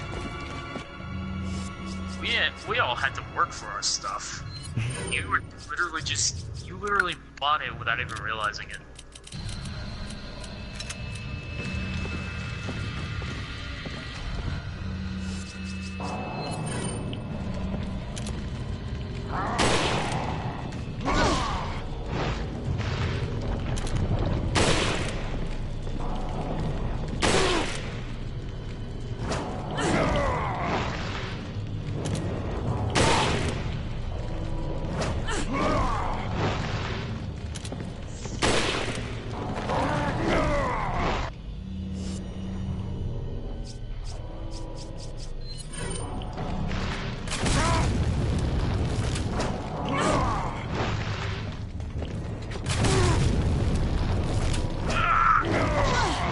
Ouch, I pressed buttons, but I guess it didn't correspond. Ah, this is how terrible the integrated lady. Like, I'm having trouble on the first fucking boss. I really do not like these characters. I am not liking them at all. I was okay with them at first, but now I'm really starting to see them. Me personally, I still kind of like Lady. I mean, sure, she's not great, but considering that I am used to playing with the gunslinger style, right? I can still appreciate Lady, in a sense.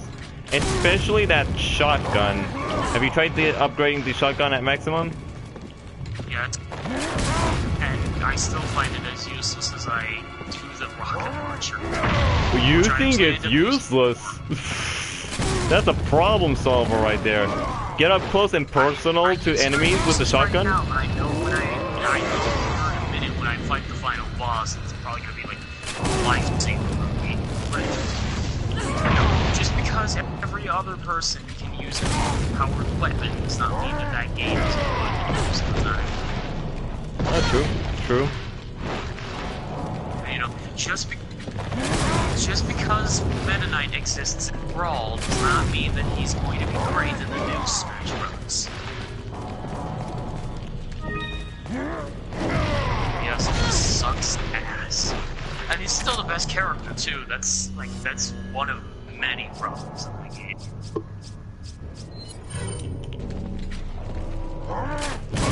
And they're fine.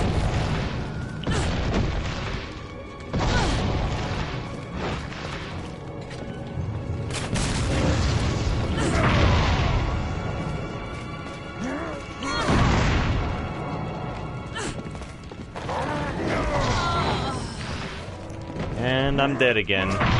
Is there something I'm missing with this boss, I wonder? Is there a particular way I'm supposed to kill him?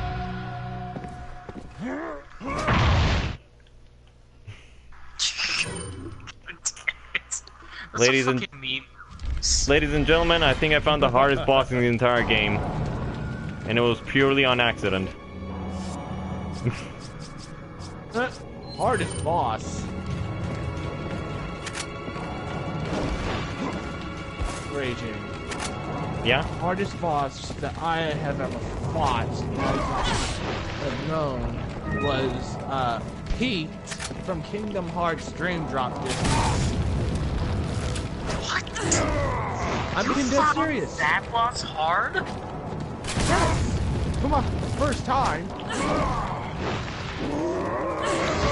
Dude, even in my...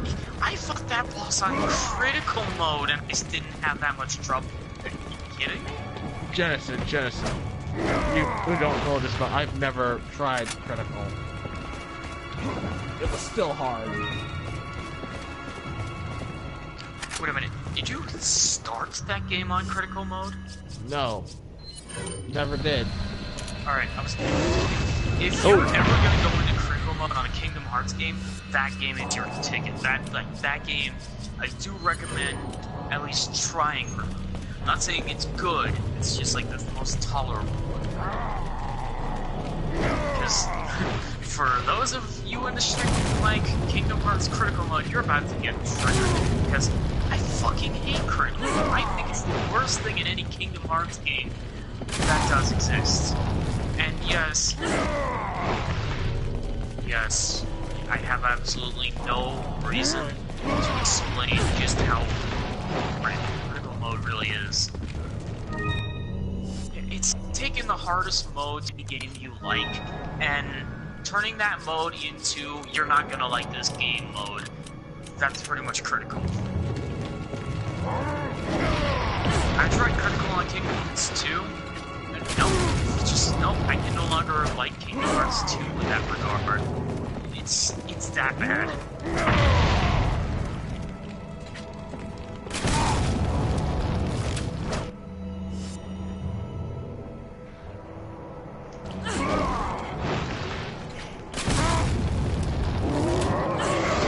Well, that's the strangest thing about me. It's like sometimes I dare anything, even if I know it's not gonna end well for me for some reason.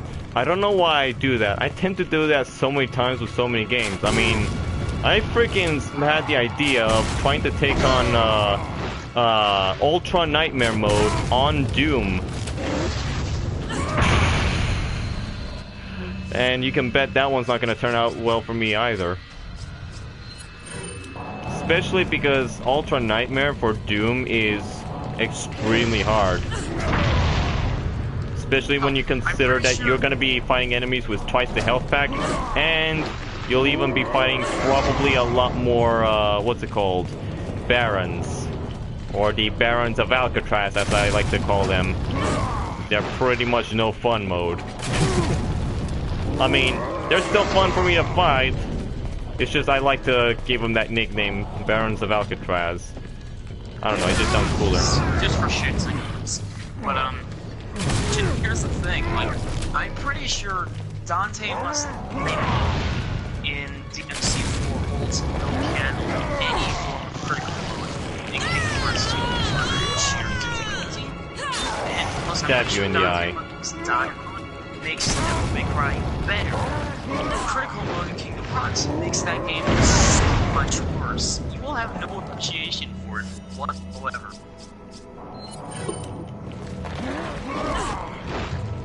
Like, give me an estimate of how hard an enemy hits you when Dante Must Die mode. In Dante Must Die mode, if you have maximum health with Dante, pretty much a few hits, few hits will probably kill you. Either 4 or 3 hits, depending. Actually, for full health, I'm pretty sure you get 5 hits to pretty much live. I could be wrong though, because I do remember Dante Must Die mode in the 3rd game. It was like 4 hits or something, and I had Dante at maximum, Dante and Virgil. But granted, it wasn't really that painful, especially because at that point, I was really good with Dante and Virgil, especially in pulling off combos, to the point where even the hardest bosses weren't really that much of a big deal to me. Which was completely fine. You okay? Right. So, pretty much in Dante Must Die mode, a couple hits, 4 to 5 estimate, and full health will kill you. In Kingdom Hearts 2 critical mode, or pretty much any critical mode, you die in 1 hit. Oh, so it's pretty much heaven and hell mode, right?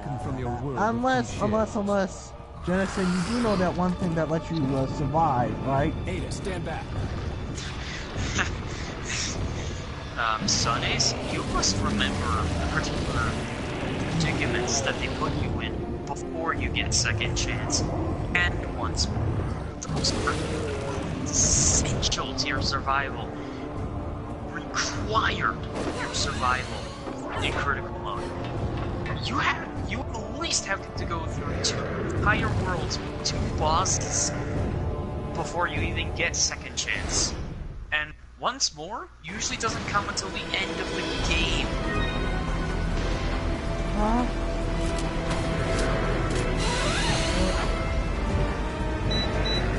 Yep. Before any of that, for enemies, if you get hit once, dead. No chances, dead. Well, alright then. Still come as I said by the fact that I wasn't able to beat Kingdom Hearts 2 back on PS2. Since I was on the final boss. Still couldn't do it. Oh yeah, and by the way, the final bosses in Critical Mode are ruthless. I'm not going to do that ever. I'm going to get that Yeah, because the final bosses in a Kingdom Hearts game, you have they never stop the game. They're always attacked.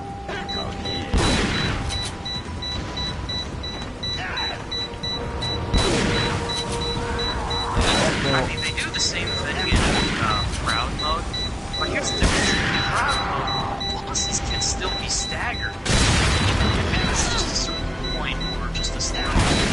Every staggering in Proud Mode towards something, and that's the diminish the boss's health. In Critical Mode, none of the bosses stagger. No matter how powerful your attacks, bosses don't stagger. Not at all, unless it's a scripted where they're supposed to do it. And they always keep it.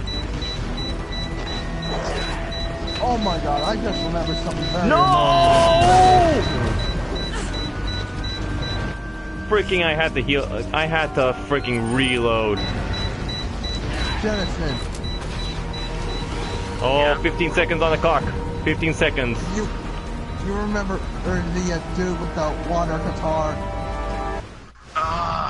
Here we go. That's right, and then there's like those really annoying bosses that combo you in that game. Critical Mode is a bitch. Not to mention put you on a timer to do specific challenges, and if you fail, that's game over. What the fuck? I mean, sure I got through that first one, slouch, but the second one, fuck it. Wasn't even doing critical mode, I was just doing normal. Still, fuck it. Oh yeah, they decide to do one last fuck you in the final bosses. Sorry, if you Leon. die in Hand it any over. of the phases Ada, for the final boss, do you get know sent what back this to the is. first phase.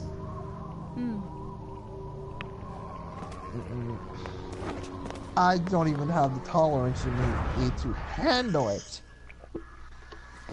Dream Drop did this. Sorry, I'll let you speak. Don't worry. I'll take good I know, care. I'll let him speak. Here, catch. What were you asking? Better get a move on. See you around. Now nobody's talking.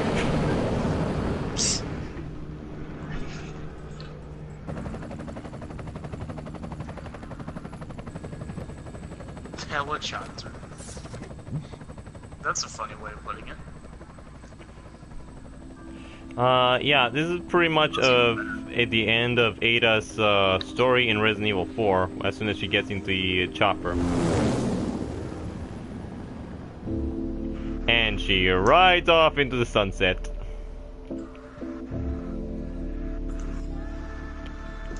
Oh no. Not with Chopper Mike, but with Chopper Joe. You get it because he's an average Joe, no name, he just works for Wesker, and gladly he's not just an escorts average Joe. Ada away from He's the an island in a angry average helicopter. Joe. Christian, he's not just an average Joe, he's an angry average Joe. Really, Jennison? Really?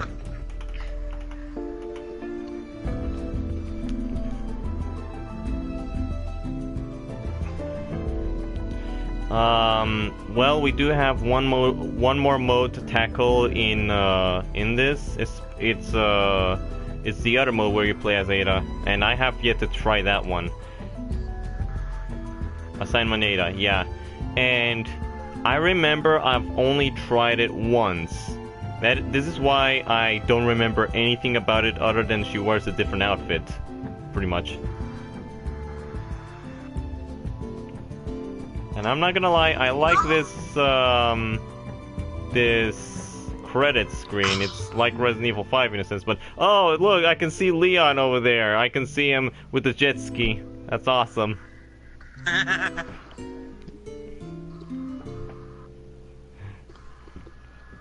It's adorable.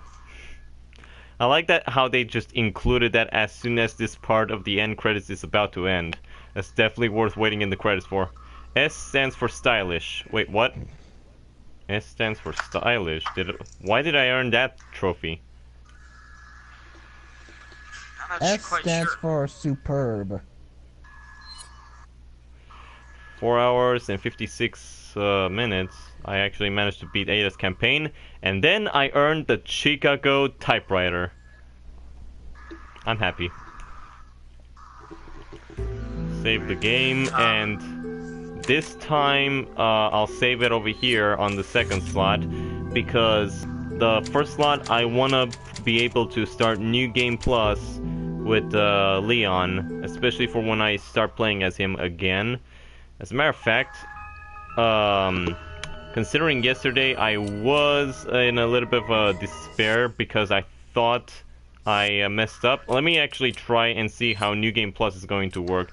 And oh, it all automatically gives me professional. Don't you remember that joke I made for the thing he did? Wait a minute. Special costume 1 and 2. You get them right off the bat? I thought you had to unlock the second one, special. Maybe you just unlock it after playing Ada's campaign, but I just didn't know. Well, let me at least see if, Since it's Resident Evil 4, technically it's Special Edition. Don't you think they did the same thing with this game that they are doing with DMC 4 SE? Yeah, my greatest fears have just been confirmed. Ladies and gentlemen, take a look at my inventory screen. Look at it with pride. Oh, wow. Look at it.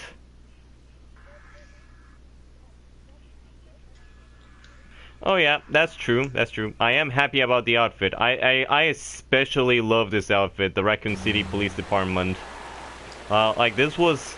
I like this costume a lot, especially knowing that I played the Resident Evil 2 emulator back in the day. Now granted, the emulator wasn't that great, but I still liked the game, even though I couldn't finish it because the game crashed at some point. And I was heavily invested into Leon too. I was really hoping to see what was going to happen next in the game. But I guess I have to wait until I play the actual game on the PlayStation or something. I don't know, I have to buy it sometime. But yeah, since I don't have my stuff right now, I'm actually going to save the this part for another time. Like I'll probably play the New Game Plus with Leon with this costume another time, because like I said, we still have another mode to tackle, which is Assignment Ada. And after I finish with Assignment Ada, the one thing I'm gonna want to do after that is I'm probably going to want to start what was it called? Resident Evil Remastered. Keep forgetting to say remastered for some reason. It's like I get the Resident Evil part, but I forget remastered.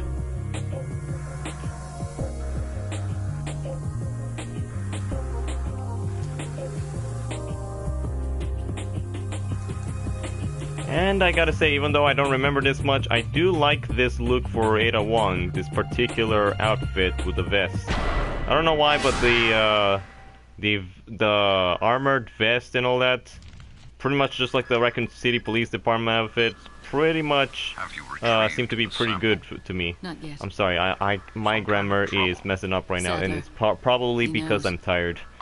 But yeah, I like armor all the time, even the modern day armors. I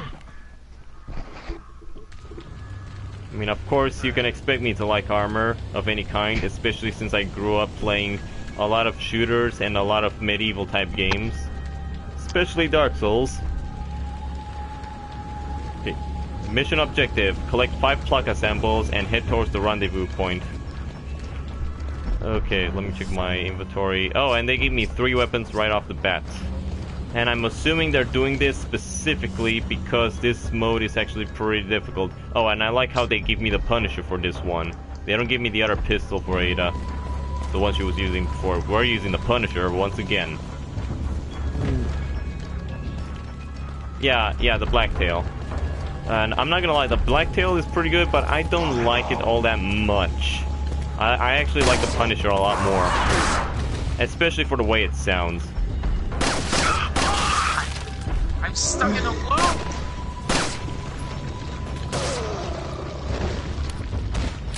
Alright, what were you saying? I'm sorry. Who, me? One of you was talking. I wasn't paying attention. I just said I'm stuck in a loop because I'm still trying to get to the final boss. The fucking dice is being very incoherent with me. But, oh, the dice. Well, I told you, you gotta count those things. Just walk up to it and count how many times it rolls. Lady, it's so fucking like... Oh, it doesn't even matter. Okay, so you're still not used to it. Dice? Dice in a Devil May Cry game? Yeah, kind of Mario Party-like style thing.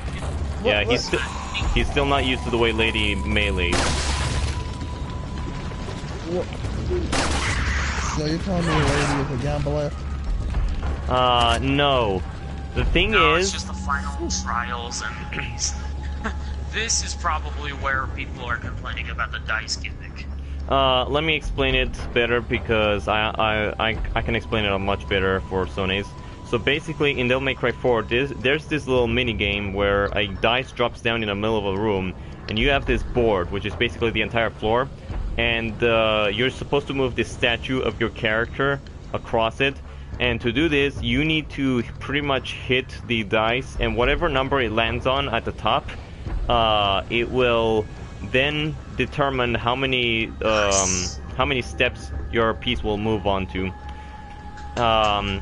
Now, with most characters, they can pretty much hit the dice pretty quickly, so it's never a problem to get the exact number that you want to, because all you have to do is wait for the number to be on top, then hit it, and then the dice will always land on the number you want to, whatever was at the top.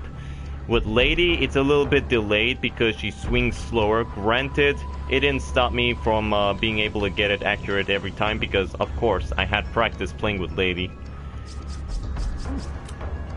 But yours, okay. That's all that's all I need to explain for now. So yeah, you guys can talk now. Okay. You kind of want to go back to my whole Kingdom Hearts rant, kind of. There's just one more point I have to bring up about Dream Drive Distance. Well, it's after the I said every final boss you die in there in any of the entry phases, you go back to the first one. Except for Dream Drive Distance. It's kind of weird to explain, but in that game, there's no one particular final boss, there's like 5 of them. The only remote final boss that has 2 phases is Ansem, and in the normal game, if you die on the second phase, you can go back to the first one anyway, so you're kind of used to it. Then you have bosses like Xemnas in Kingdom Hearts 2, and if you fight that guy in Critical, and you go all the way to the end and you die, you go all the way back to Sora's first fight where he's alone fighting Xemnas in that city-like setting. You go all the way back to that. It's still hard. What? No.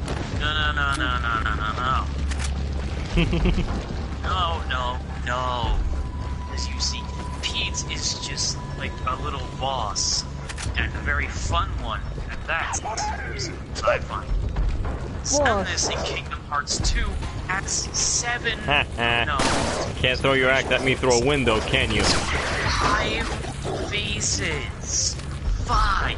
And they're not short either, they're pretty lengthy. If you die on the 5th phase in Critical Mode, you go all the way back to the 1st phase. Now, mind you, this is Critical Mode. Like fucking literally any other mode in order to enjoy that game. Wait. It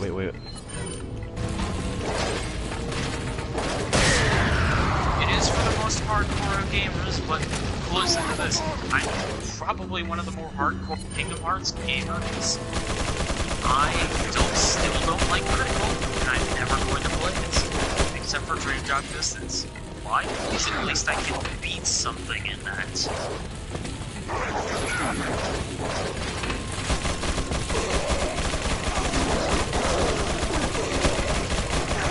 It's on a portable, but I would recommend getting the PS4 version. It just runs better.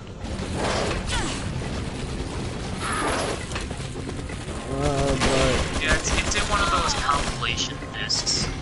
It even comes with a secondary game that isn't only exclusive to that, so get it because of that. If you're just looking for like a new Kingdom Hearts experience, it still provides that. I'm sorry. I forgot that Ada's a squishy. I forgot. She's wearing armor, but apparently she's still a squishy.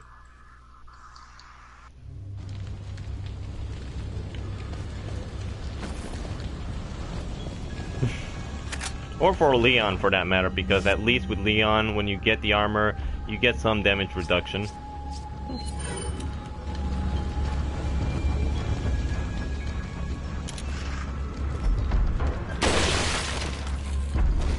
Right. I'm not quite sure how they're going to handle it in Kingdom 3. And even, well, I should explain this. The 2.8 final chapter, final prologue chapter expansion doesn't really give us much information on how exactly the bosses will be handled in Kingdom Hearts 3, as the only real bosses that are in there don't have multiple phases, so we really don't know.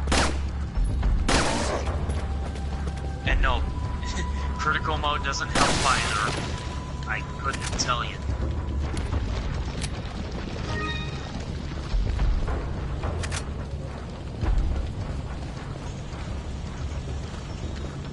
They don't have multiple phases, but they do have multiple different fights strung across the 3 hours worth of gameplay over there. Which is, you know, it's nice.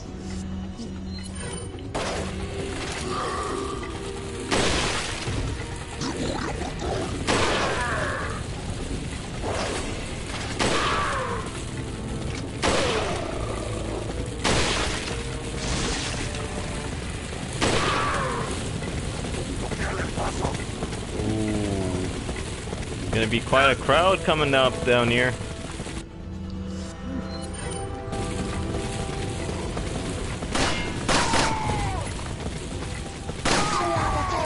Oh yeah, that is actually really cool. God, that actually reminds me of another game around that time. Metal Gear Solid. Oh no. Okay, hold on. Don't panic. He's standing right in front of me. I can stop him. Oh, I can hear the panic in your voice.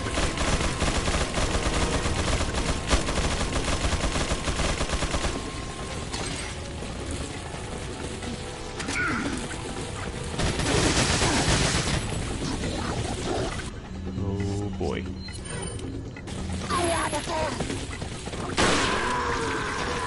Yeah, it could have been Resident Evil 7 for all that matter.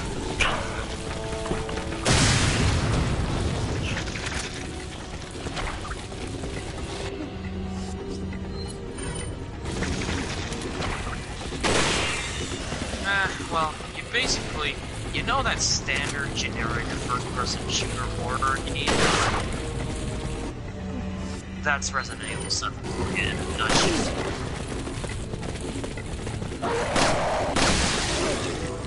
Not really. I mean, I'm not quite sure. It was literally embedded in black that you had to use a flashlight for. That, you know, it's like pulls off in Gary's mod for Christ's sake. The game back in 2004.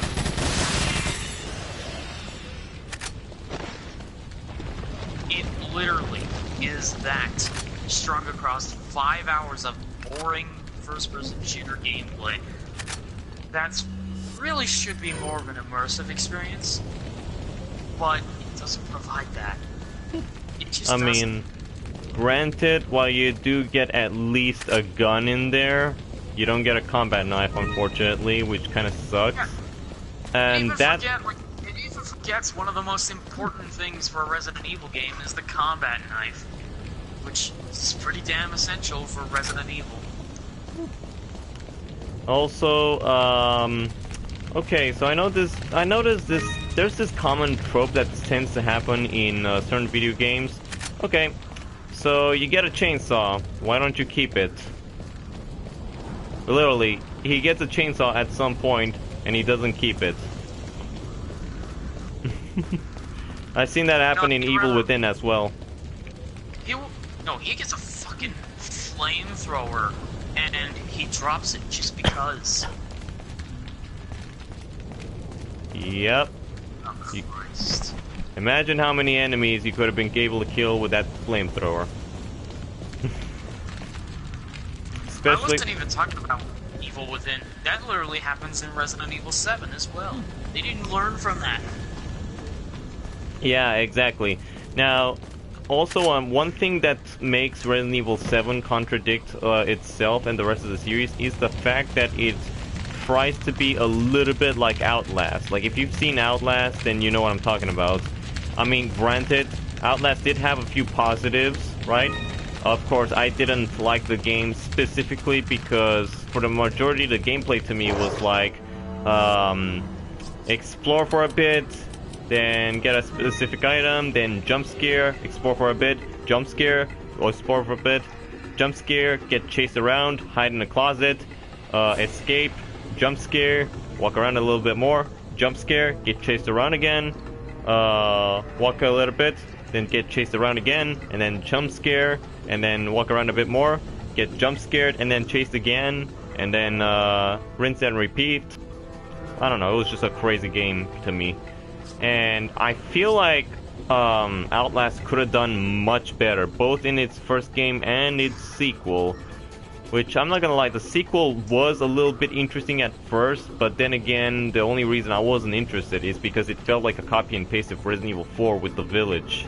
I mean, sure, the idea of a religious cult walking around pretty much intimidating everybody was great and all, but I just didn't like that game particularly because it follows pretty much the same pattern. Plus, also, I hate protagonists like that. Like, here's the thing, I always find it stupid in horror games, particularly when the protagonist goes somewhere unarmed. You have a haunted house that you're going to as a reporter in Outlast, and you're going there with just your camera. Like, everything's just gonna be fine. And Resident Evil 7, your character does exactly the same thing. Right. But also, in Outlast, it kind of knew, well, I'm only going off of what I've seen, but it kind of knew what kind of horror game it was going to go for. And if it just did exactly what you'd expected, it would probably be a lackluster or shitty game at work at best. So, it kind of embraced the whole generic person shooter aspect and kind of did the things you'd expect when you'd expect them, but pull off some kind of twist. Resident Evil didn't even know what it's trying to be. Like, there was like this particular chapter where you'll be walking around the house and the exact things, the exact things you'd expect to happen just happen, and they don't even embrace that. Other times, you'll be doing something entirely different, not even related to a Resident Evil game.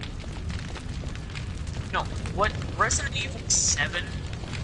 No, it's not set in one place, but I kind of wish it were, because then the game would be over within a split hour. But no, they decided or to it would string probably it across be 3 locations. Very boring location. Yeah. It could have been a lot better though. I always compare Resident Evil 7 to Outlast, particularly not because it's a first-person shooter in a sense, and it doesn't have a lot of the elements that made the Resident Evil series what it was. Because like I was actually talking about this earlier, the early Resident Evil games, especially the ones on the PlayStation, the very first PlayStation, they were very different in terms of survival horror. I mean, I know they said they wanted to go for a more survival horror thing, but the thing that messes me up is the fact that they said they want to go back to the roots of survival horror, which, let me be honest, they never really had those particular type of survival horror roots. I mean, sure, they did have a good some good survival horror games in the series, the first, second, and third game in particular, right? It's not that they were really into horror all that much. Like, they weren't super horror games, right? They were just simply fun survival horror games that were not only fun, not only did they have interesting puzzles and whatnot and a compelling story. Well, granted, the story can be a bit generic at times, but it was still a fun story. The thing about it was, when it came to like actually trying to scare the player, it did a pretty good job with atmosphere. That and a few well-done quick-time events, which only a few other games pretty much tried to mimic.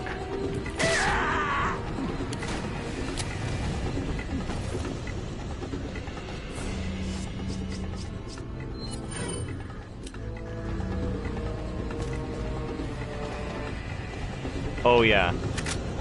Yeah. Right.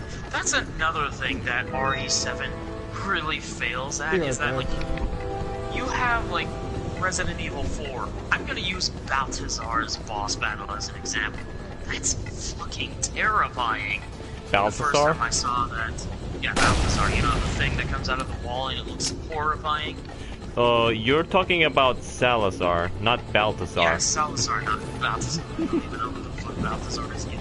That is terrifying. You got a man who's like freaking something out of the wall that resembles something. It's creepy as shit. And in Resident Evil 7, you have the old zombie hillbilly. Like, really? Are you kidding me? I'm actually legitimately getting angry over this. Are you kidding me? You know, I'm trying to trigger myself and I'm getting naturally. And here's the worst thing. The Salazar boss is creative as fuck. Like, these weird ways of taking down the boss that looks creepy as is. The zombie hillbilly, he gets in a car and tries and runs you over. And all you do is shoot him in the head. That's all you do. And by the way, you can kill Salazar and pretty much take over his castle. You can't kill any of the bosses in Resident Evil 7. Hell, they don't even tell you whether it's going to be a boss or not. Really long stage sequences. And boring ones at that. So again, Salazar has a castle and you end up taking it over.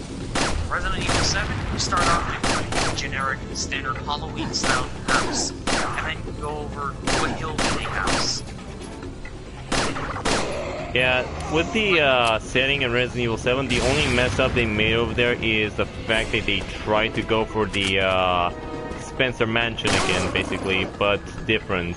You know what I mean? And here's the thing. I don't hate the Spencer Mansion at all. As a matter of fact, I liked it whenever I seen any reference of it in any game, especially Evil Within, which I do tend to rip upon. Tear apart, I mean. But I feel like Resident Evil 7 kind of messed up over there a little bit with the Spencer Mansion type of thing. It's like, it's I know it's the Baker's house and it's supposed to be same style to the Spencer Mansion, right? But the way they designed the mansion is still a bit confusing. Why do they have those same design doors with the specific keys, especially? That always confused me. Like, why is the Baker's house so complex, like the Spencer Mansion? I mean, they did try to explain this with some lore and whatnot, but I don't really see it working in their favor all that much, especially for Resident Evil 7. And especially considering we also have this little bit of a plot hole that pops up at the end of the game where, for some reason, Umbrella Corporation's around again. For some reason, except with a blue logo. And I really don't get it. I not see that. Oh yeah, and here's the other funny thing. Chris Redfield worked for them.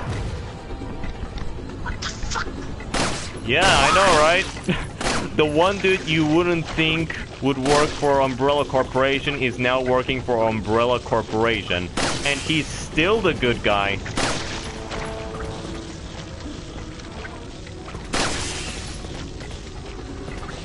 Was he trying to do what? Resident Evil 5... Okay, so for Resident Evil 5, Umbrella wasn't even around anymore. Umbrella was destroyed, gone. I mean, Resident Evil 4 already establishes that. So, but what Chris Redfield was actually doing in Resident Evil 5 is he was fighting the Las Plagas outbreak over there, which was pretty much caused by Albert Wesker. And of course, you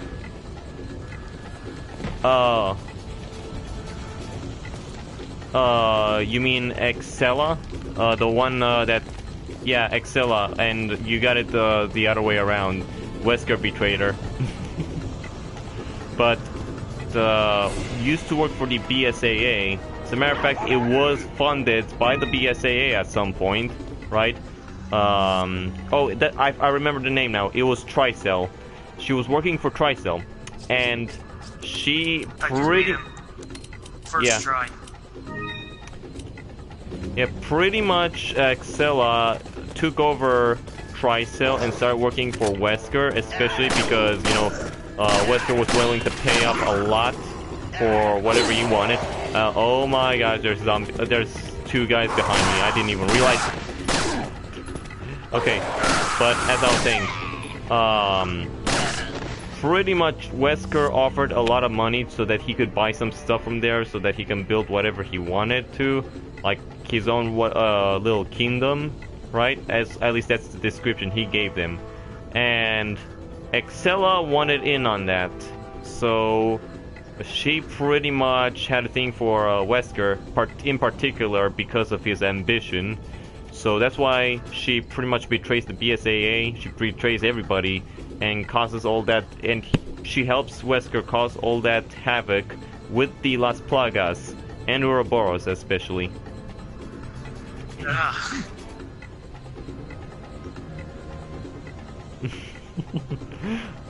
I love it when Wesker mentions Ouroboros. You know what? That's the funny thing is, like, a lot of people still give crap to Resident Evil 5 only because it was a little bit different from Resident Evil 4. Only a little bit. That's mainly just because of the setting.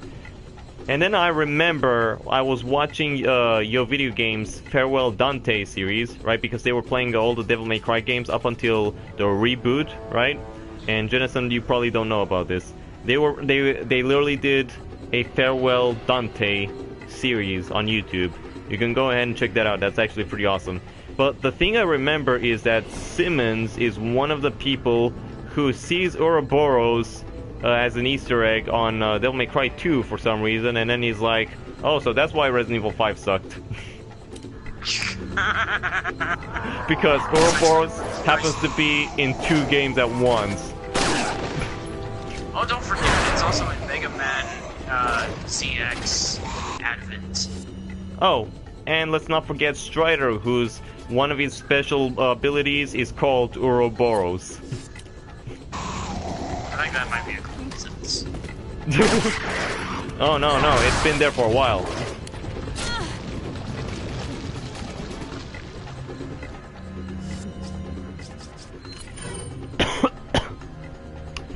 Yeah, the co-op was the biggest redeeming factor about Resident Evil 5. That, not only that, but also Wesker. If anything, though, the entire game is worth doing in co-op, and also so that you can hear all of Wesker's dialogue. I mean, the voice actor for Wesker was just amazing. I like that guy. I really wish I could see him voice act some more.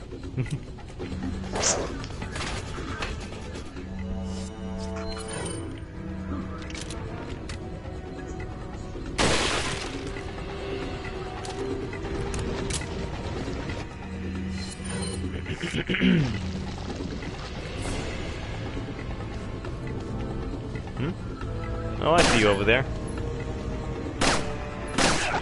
Why are you hiding? What you hiding from me, son?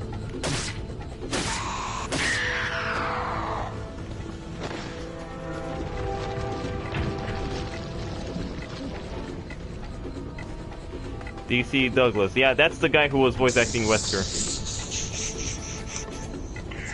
This fucking game decided that at the end of my playthrough it would list the amount of demons that I killed, but it didn't really state much in particular.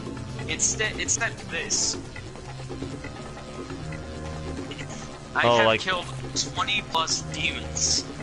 Yeah, I totally understand that part. That part was kind of messed up. I feel like it's not right. They kind of did that wrong. I mean, Devil May Cry 3, you actually had a longer timer, and it gave you a chance to kill 100 enemies. Oh, no. The game just told me I killed 20 plus demons. Oh, that's more than what I got. I think it meant that as a joke.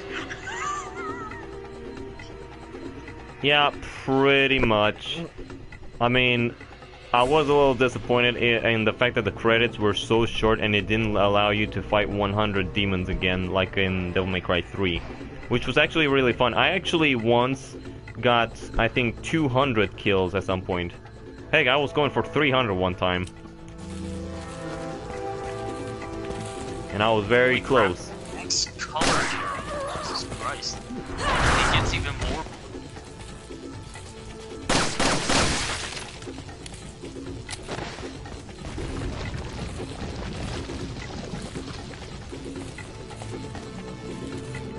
Oh yeah?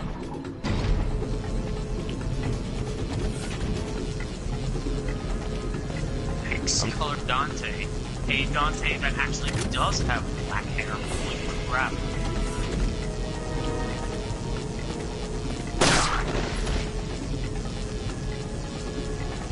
Oh shoot, there's more enemies in here than I thought there would be.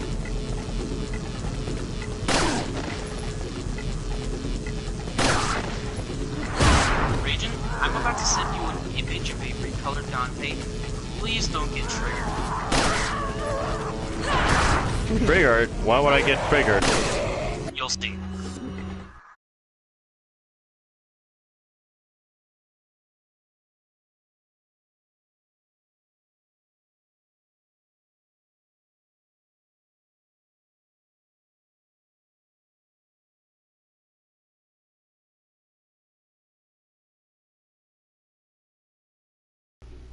I think it looks freaking awesome. Dude. I know, right? It looks more like Leon a little bit, right? Because of the dark colors, right? But granted, black hair. And I'm completely fine with it, especially because here's the thing. Dante's hair in Devil May Cry 4 looks good, especially in black. It's not like the Hitler Youth that Dante sports in huh? The whole outfit looks awesome. I really like the black coloring, and pretty much all the colors have been reversed. And yeah. Also a secondary image.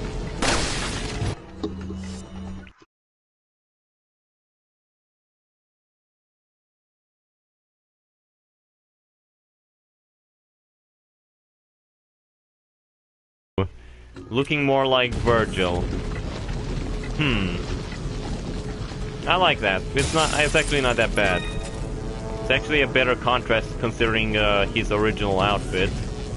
I mean, I don't hate his original outfit. I just feel like the extra costumes are a little bit better, sort of. Granted, if Virgil wasn't in the game, then yeah, I would probably feel like it would feel a little bit more unique with Nero sporting those colors. Okay, where did all you people show up from?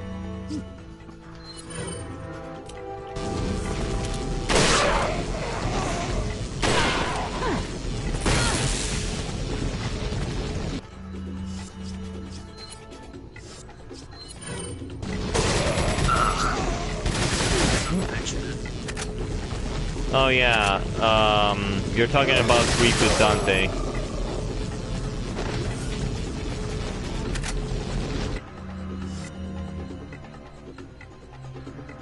Oh, that one, that's what you were looking at. That's like the beauty of DMC4, is like it keeps everything real, man.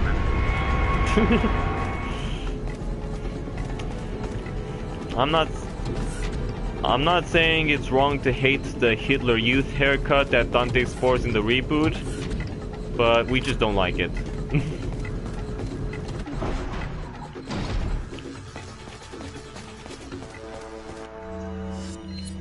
And yes, it is called the Hitler Youth. It's confirmed. Even the one of the main creators of the games wears that exact same hairstyle. The Hitler Youth. And he wears it with pride.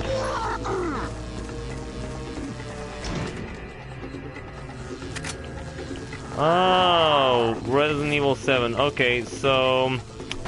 Insert generic horror villain, or insert generic horror protagonist name here.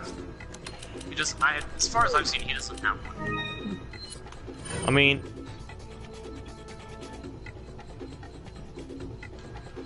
Oh... Okay, so yeah, see, here's the thing. I don't know who the main character in 7 is exactly. I can never remember his name, especially because I can't see his face ever, right? Because it's a first person. Hence why I always hate first person shooters, because I can never see my character's face, so I cannot identify with them. Granted, I'll make an exception for Overwatch, because at least I can see the hand and the weapon, so I at least know who I'm playing as. But Metroid Prime, some credit as well. Yeah. With the other Resident Evil series, a lot of the main characters are Chris Redfield, Leon Kennedy, Rebecca Chambers. Who else? There's a lot more people. Jill Valentine. What was that one guy's name in Resident Evil 3? Wait. He was only there for a short while. You also have Sherry Birkin, who also becomes a main character in Resident Evil 6, but she was also in Resident Evil 2. You have Jake Mueller, who was the son of Wesker. You have Helena, also in Resident Evil 6. You had Pierce Niffens, who was actually probably one of the best characters introduced in Resident Evil 6. You had Chev Alomar in Resident Evil 5. So, yeah, this series has a lot of characters. Oh, and I almost forgot about Barry Burton. Huh? Ugh.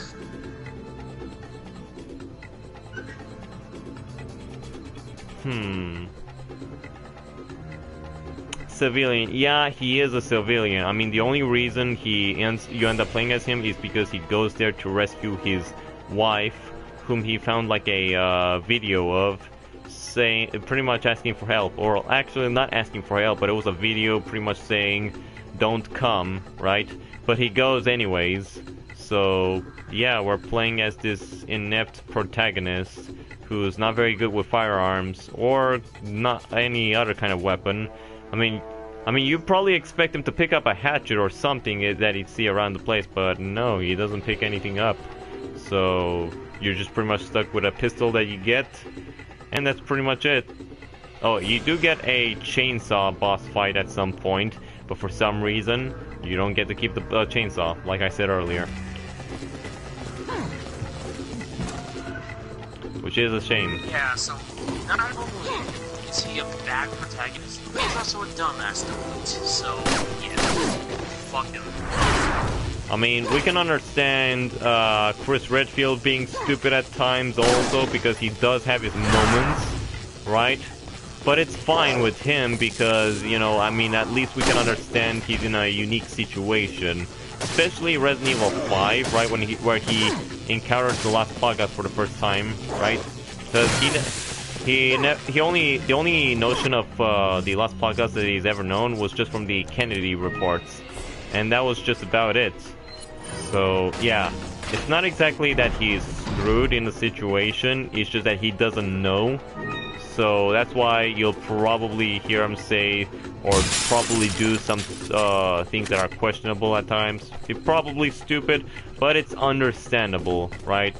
And besides, Chris Redfield still turns out to be a really awesome character at the end of every game, pretty much. Heck, he remains a good character, even in Resident Evil 6, even though, yeah, it's a bit questionable why he gets drunk in that game and he starts going a little crazy. But you can kind of tell what they were going for. It's just probably Resident Evil 6. Okay, as much as I like Resident Evil 6, I will admit that story does have a few problems with it as well. But it's nothing too bad. With Resident Evil 7, I just feel like it's, I don't know. I like the Bakers a little bit. They do have a pretty good lore behind them, but at the same time, I don't know. I just, yeah, maybe I just don't like the main protagonist enough to care all that much. I don't like anyone in that game at all. Like all of them are generic, fucking stupid, dumb as shit, or literally pretty much aren't even there. All happens because of some fucking dumbass, stupid bullshit. Like, Resident Evil 7, I would say, is probably one of the worst games of this year. Like, my second least favorite. It's just not, it's that bad. Really fucking that bad.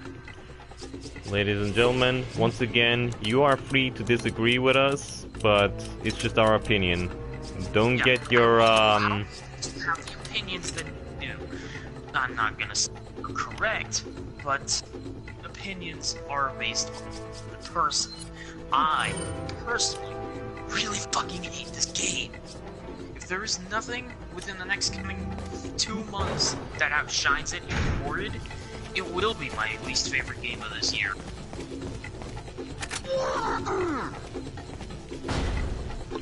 Stop pointing at me. How do you even see me through a wall, zombie? Oh, I'm sorry. I made the mistake of calling the Lost Podcast a zombie.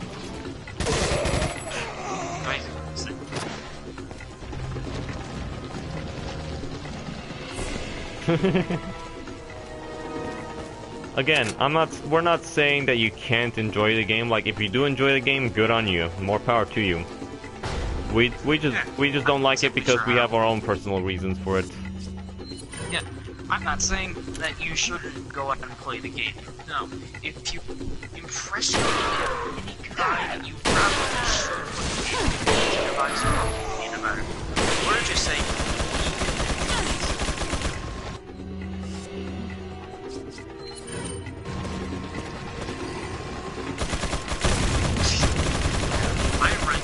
So I didn't resent it as much, but it left this kind of impression on me. For renting it, God knows what I would have done if I had bought it.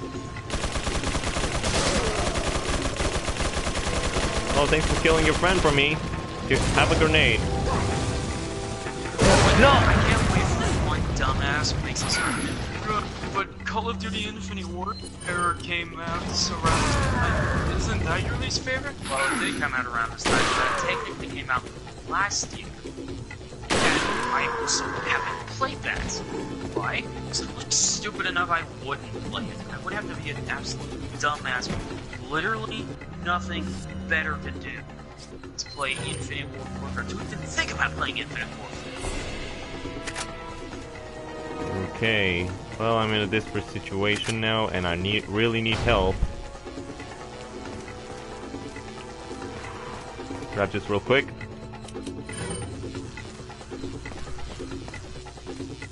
So, before I immediately go into Virgil's playthrough, I'm quickly just looking through the items list, specifically at the orbs, and I can't help but admire, like, how good looking these things are. These things are beautiful. I'm not talking about the face that's on there that is absolutely horrific and horrified, but the colors and the shine and pretty much every other detail on these things is absolutely beautiful. I can't stop looking at these orbs.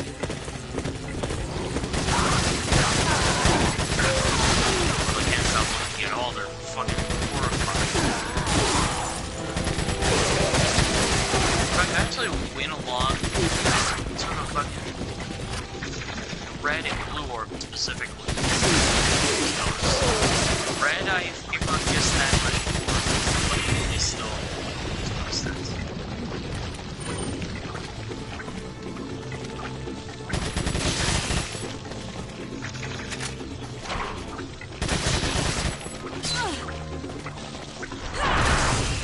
Like this. Oh, and I can't wait for that other dumbass that comes. What about Sonic Forces? Well, dumbass, I'm just looking forward to Sonic Forces. Thank you very much. Also, as a side note, folks, Persona 5 costume for the pre-order. Wait, what? I thought I've already told you about this, Raging. You get a Persona 5 costume if you pre-order the bonus edition. Right. Okay, well, for the bonus edition, you get a few costumes for your avatar from other Sega games, along with a Persona 5 costume based off of Joker in there. I was about to say, well, isn't Persona 5 a Square Enix game? No, it's an Atlas game. I remember it being under Square Enix's name somewhere. Yep. Holy shit, that Virgil is fucking terrifying. Except with every October is more scary than it has any right to be. You know, it's technically Halloween. Oh, man. Why does Can I also everything just seem more mention that scary? Persona 5 is a meme now? Yeah, What? it's a meme to call Persona 5 an amazing game. I don't believe it, but I also don't have the means to play it. No, I'm talking about that one song in Persona 5. Before I ask which one, I do want to see this cutscene with Virgil in it. The one that always plays whenever you I go said into before battle. I ask. Hold on. Give him a moment. He needs to see this Well, badass moment. I already told him, so...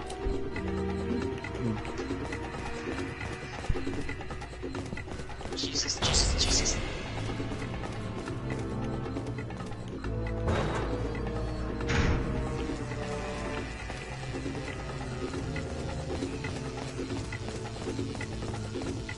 Huh?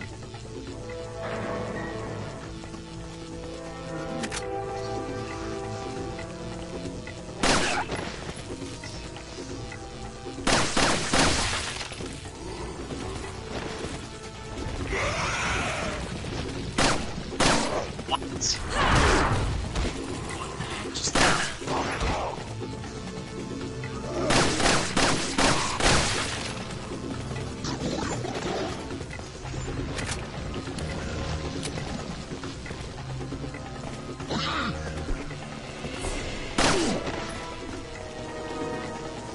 Jesus Christ, Virgil.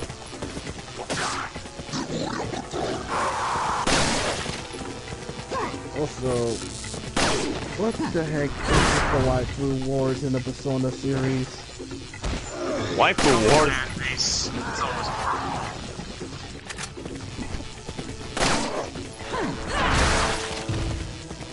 They think so many people in that game that you could romance with. Me personally, do not get me in there, but just in case. Be safe, run away. The cloak conveniently falls back on him. That's like fucking. How do you get more badass than that? Oh, just wait until you see Dante's opening in Devil May Cry 3. Like, Can't wait for that 2 weeks from now. Oh, who's and that then one Virgil's person that was opening. I almost forgot he had an opening over there as well. Could I just say something? Sure. What if, this is just what if on my scenario, what if Dante wasn't really an All-Stars, but instead somehow got in Smash Brothers? He's planning to be in the next Smash Brothers. How do I keep forgetting that? Oh my god! Oh, well, thank you for the refresher, Genesis.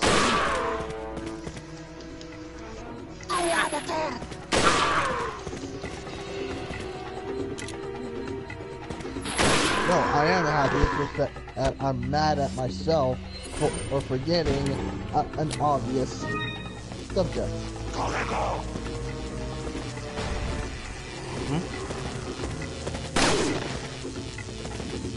Oh yeah, I Mortal did. Kombat X. Mortal Kombat X. Man, I can tell you I loved playing Alien in that game. I mean, sure, Alien was difficult to play as at first, right? But I really wanted to know how to play with the Alien, and I had a lot of fun playing that.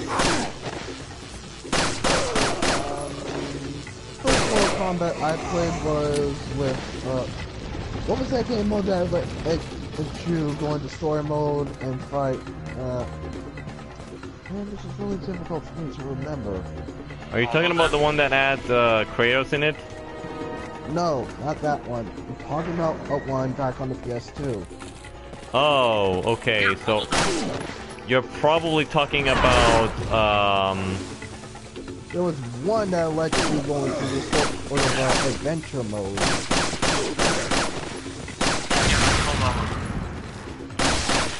No. Was it Armageddon? It's basically 3D movement, basically. That's all I can remember. all of them. Huh? Hey! All of them. First 4. No, I believe that was Armageddon primarily. I think so, because there was this one guy moving around. Man, I can't describe the gameplay. Like, it was 3D movement, and every time you actually fought someone from the ROMs, you were actually going to a 2.5-ish fight.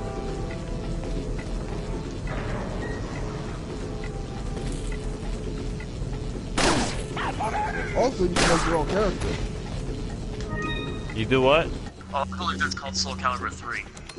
No, I'm pretty sure that you could make your own Mortal Kombat character in said Mortal Kombat game. I think Rosen just said.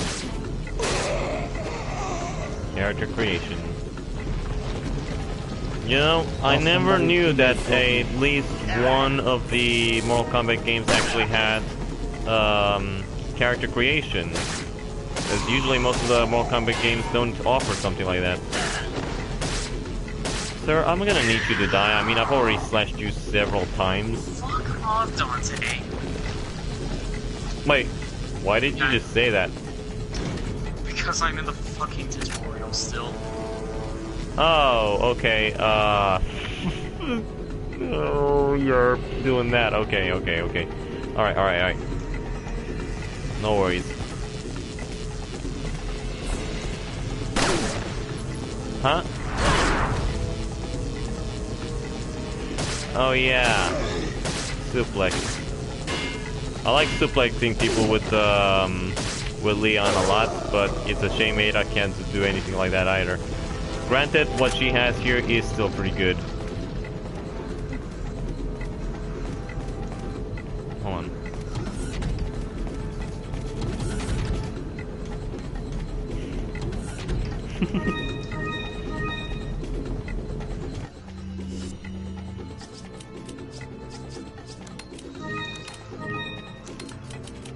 Yeah, I especially love suplexing a lot of people whenever it comes to that one particular area.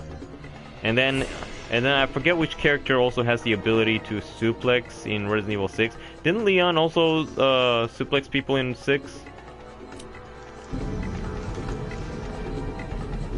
You haven't played 6. See, I don't remember because it's been a while since I played Leon's campaign on there.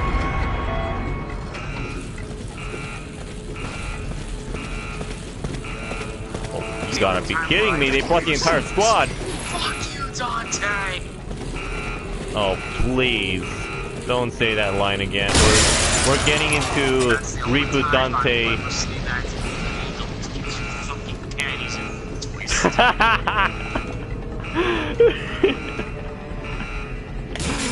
You gotta love how Dennison gets pissed after that.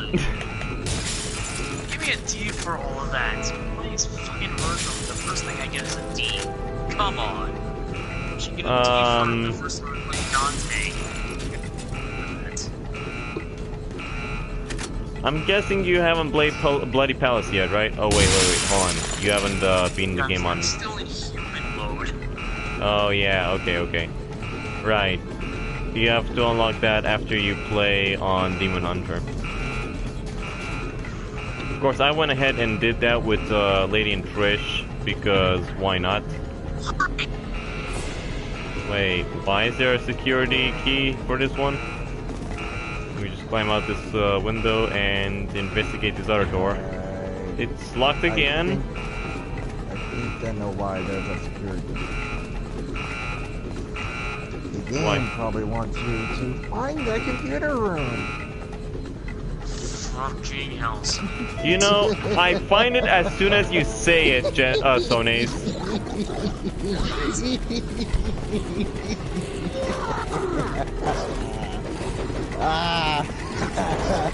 Man, I like messing with y'all.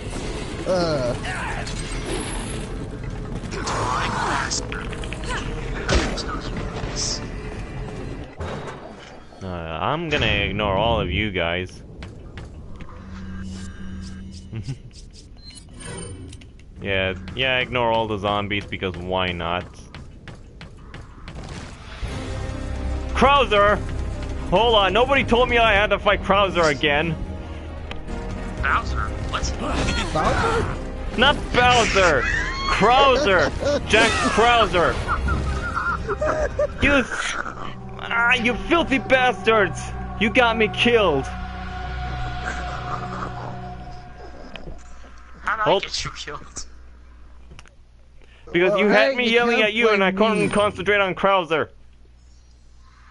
Bowser? His name is Jack Krauser! Well, I mean, you should have called him Jack instead of calling him Krauser. Well, I'm sorry. I forgot you guys can't identify a really awesome Resident Evil villain. In case you have forgotten, my dear old friend, I have okay. never played a Resident Evil game. Never. Not even once in my entire life. And I played very little of the remastered first game, and very little of the fourth game, and unfortunately all of the seventh.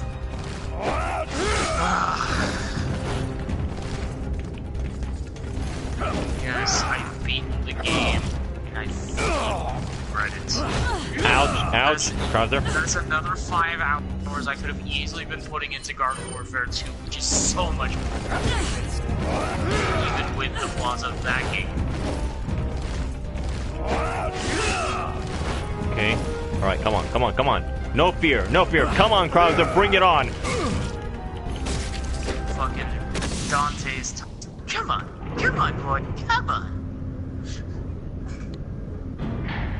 I guess I beat Krauser. Yay. Yeah, you beat that Krauser.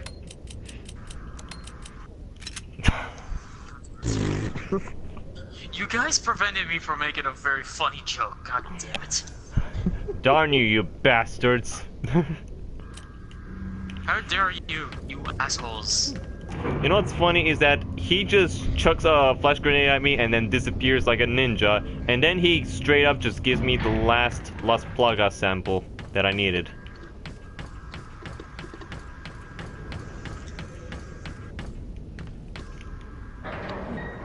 Huh? Yeah, that's what these were. You gotta get the Plaga samples and you gotta fit them into your inventory however you can. Granted, This could be a little bit of a pain, especially if you're storing a lot of weaponry. So, yeah. I try my best not to be conservative here. You know, even though I do need to be conservative at times.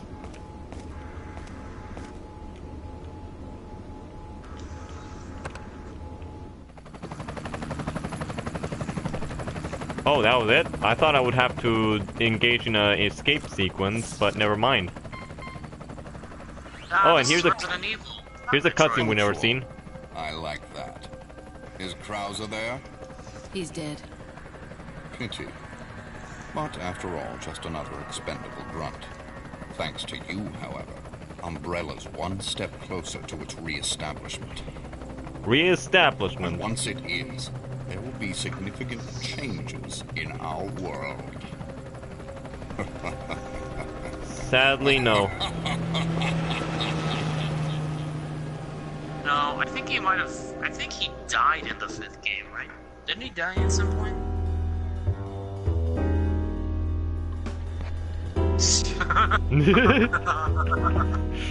Even I get that reference. I mean, there are chances of him coming back somehow, right? I mean, they could bring him back if they wanted to. I mean, yeah, this is Resident Evil, and we are talking about Wesker, who has died once and come back. Oh, and I like this credits over here in particular because you see Ada wearing a different outfit in particular. It's a shame that you don't get to wear this outfit in any of our campaigns at all. You can only do it just for mercenaries, and that's it. That's all you get from this. It's a Resident Evil 2 outfit. And I'm not gonna lie, I actually like the way it looks. I don't think she wears it when you're wearing the special outfits for Leon and Ashley, where you have the Resident Evil 2 outfit as well. Does she? I don't think so. I would have to check that out sometime whenever I get the chance. But yeah, that was all of Ada's campaigns, and since I still have a lot of time, okay, let me just see what I... Watch ending movie again? Why would I want to watch the ending movie again? Get yourself caught up on where the fuck you were last. Start a game with separate ways, clear file, and you can buy a Shikigako typewriter from the merchant. Infinite ammo. You know what that means. Unlimited bullets! Ah! Get the chopper! I wanted to book.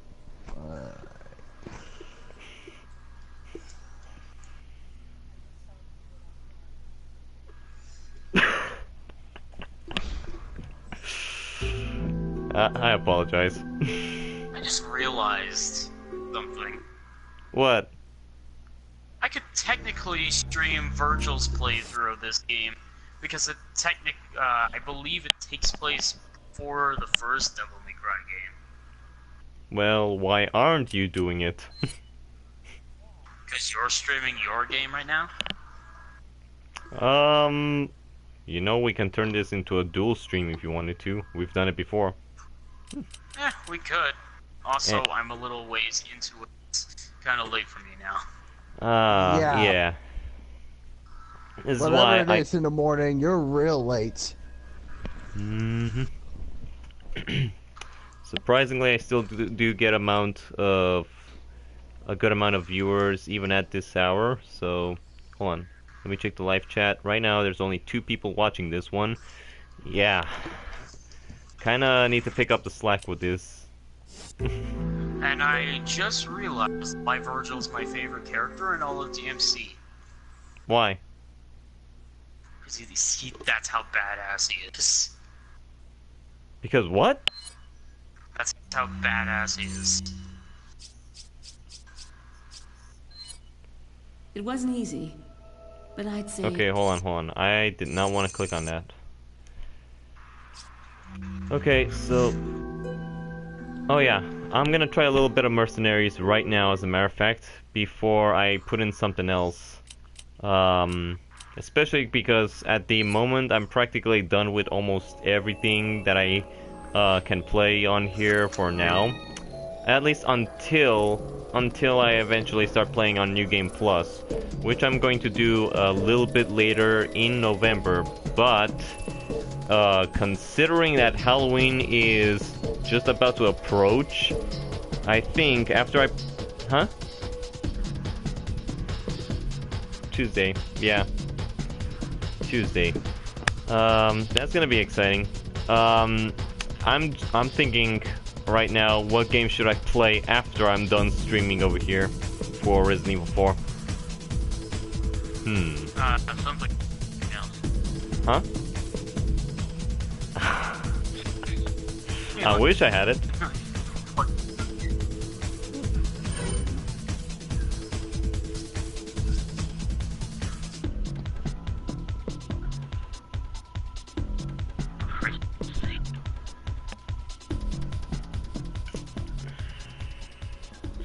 Hold on. Where is it?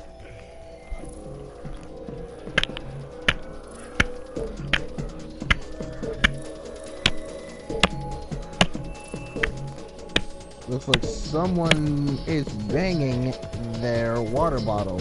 Correct? No, I was hitting myself with my own notepad. Okay. That's what you do when you think. No.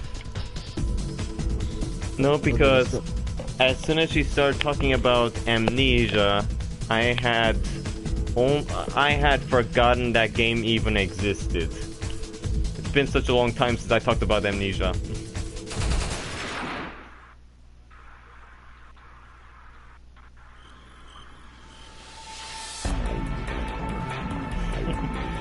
I apologize.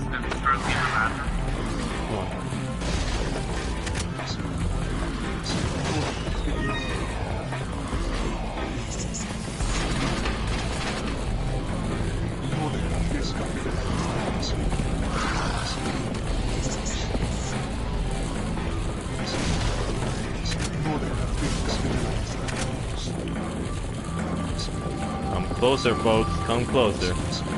Don't be shy. What? Hold on.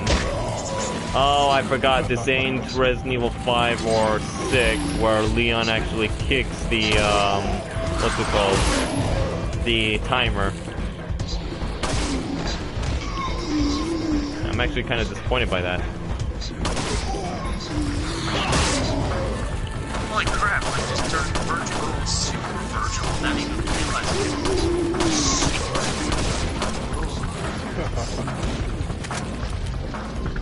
Wesker.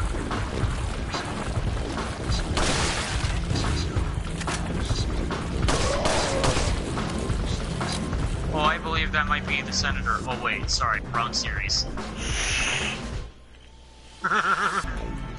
Which guy? Yeah, I think you're talking about Irving, the guy that sounds like Meowth.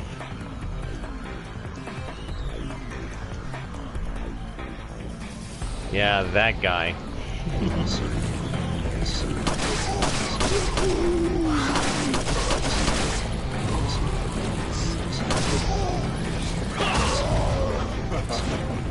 I mean, I know a lot of people didn't like Irving for some reason, but I actually thought he was pretty fun. It's literally the same reason why people don't like the scene when the Savior comes and invades the city for the first time. It's literally the same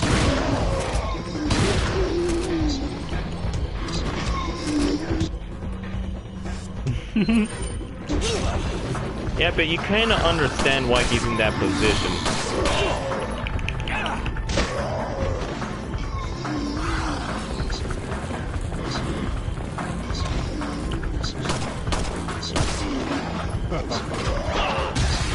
Suplex you, bastard!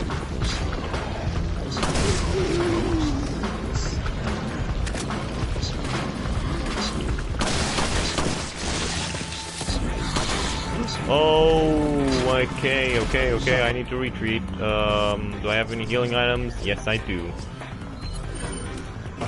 Ah, you fuck yes.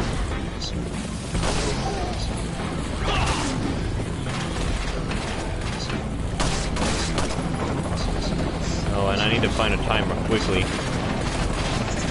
Oh, it's you guys again with the shields. Come on. Oh, let me through, you jerk! Ouch! All I want is a timer. Can at least get me that.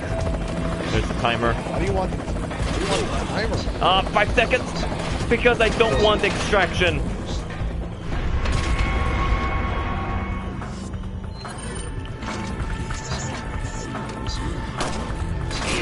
Oh my gosh. Ow. Oh, you jerks. And I died. Boss Hunter defeated. Again. For the 5th time. And the thing that sucks is I was actually doing pretty good over there. Sort of. S rank on that. S rank on what? Wow. You got an S rank for the whole level. No, I see how you are, Gabe. You get an S rank for a level. But the Dante boss, no, you get an D. Well, here's the reason you get a D for that one. Because you didn't find all the red orbs hidden in that area. So, yeah, of course. I know that sounds pretty bad, but you know what? Screw you, you gotta figure this out on your own. Because I missed that one spot with the red orbs during the middle of the tutorial boss. Yes.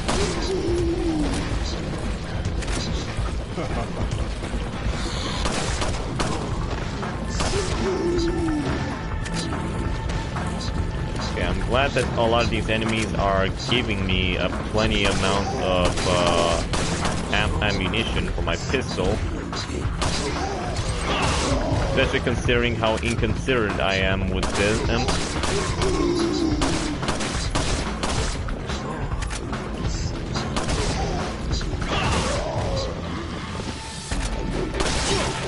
Ouch. Does Virgin not get a double jump? It's gonna be difficult to get through this game. No, he doesn't even need a double jump, especially with his teleporting abilities. Yeah, but I wanted to add that onto the platform. Not just, you know, have that be my second. Don't worry, it will add on to the platforming. You have nothing to worry about when it comes to that.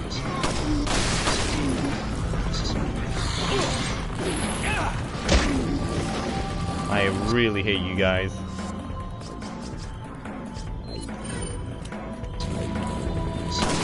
It did. Would have been funny if enemies had friendly fire on.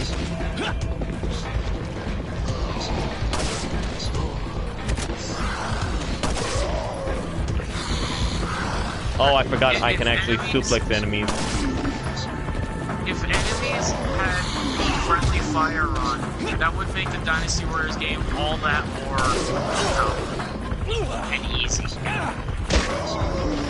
Okay, as soon as I try to go for suplexes...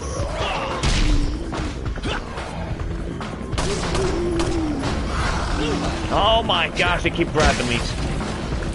I'm not happy about that. And the timer's going down again. Hold on.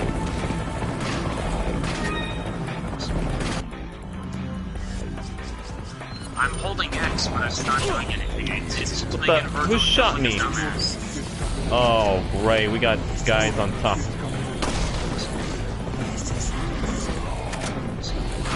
See, Raging, I'm holding X, but it's not doing anything. It's just making Virgil jump like a dumbass. And I got killed again. Okay, maybe I should probably give up on this level and go back to the village. Probably, because I did have a good run there last time. Yeah, I don't know, I just don't know how to go about mercenaries over here. I mean, I used to be pretty good at this back on the PS2, right? It's just that I'm rusty as ever when it comes to mercenaries in this game. Specifically because I haven't played it in such a long time, and I don't have access to Hunk anymore either, so there's that. Not that that's a bad thing. I'm okay with unlocking characters all over again.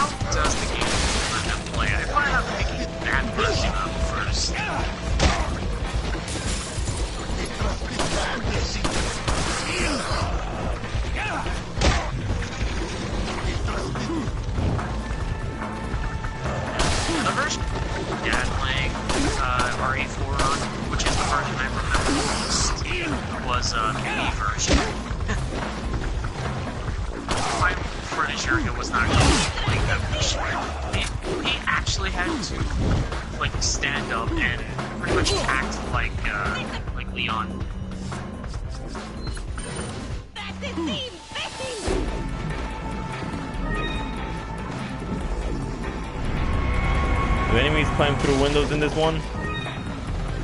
Yes, they do. Screw me for being curious. Let's just carry. You don't need to like smash it into. Holy shit, man! There's literally nothing except for dust effects.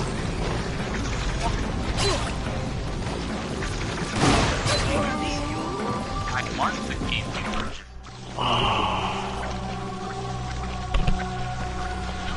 He got killed in the worst way possible. I'm very surprised how expensive GameCube games go for nowadays. But fucking NES games will go for like $1, while GameCube games go for like $100,000. I'm not joking.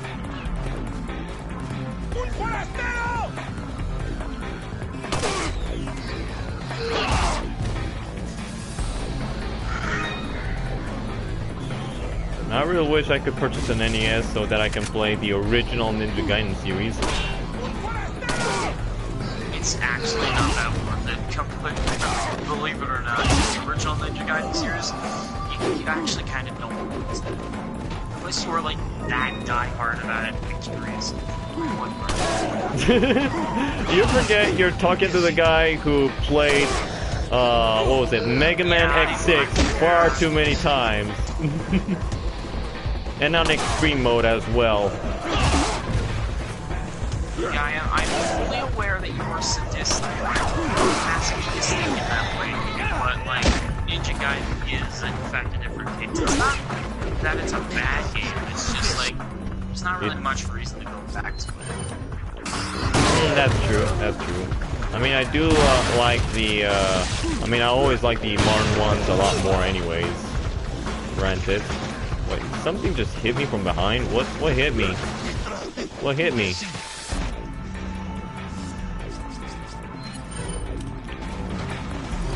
Oh, whatever.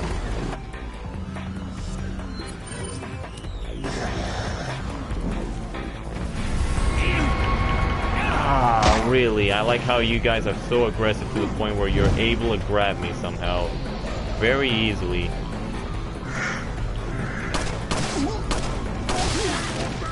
Where's your buddies?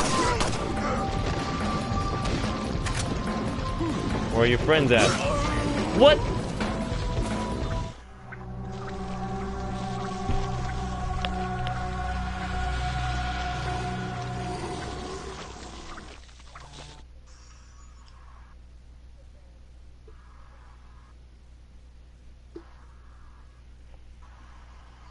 Oh, that's actually not at all expensive in GameCube prices with what I've seen. Search up Paper Mario: The Thousand-Year Door. You will know exactly what I'm talking about.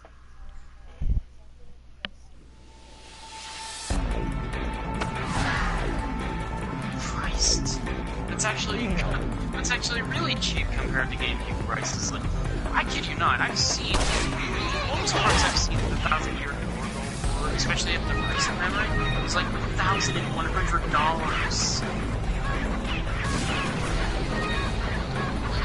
Yeah, that's the second game in the series. You know, the one which is part of the reason why it's so expensive. It's like, no, this is a really good game, so of course it's going to be expensive. All I just want to do is play it because I'm curious. I don't want to have to literally win the lottery just to play a fucking video game.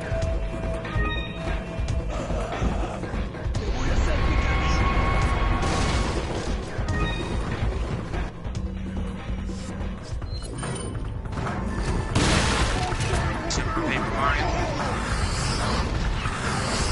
I have the...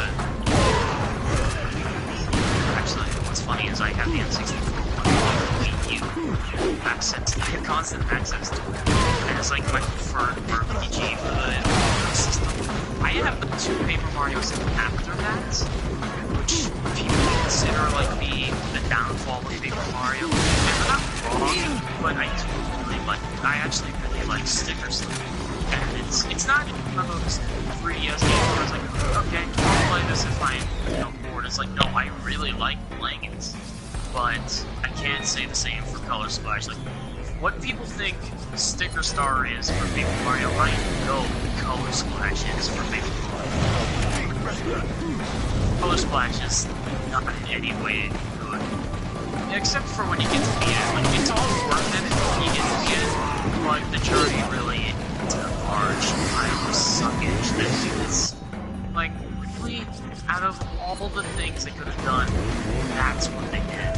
Like, Color Splash as an idea is really neat, especially in concept.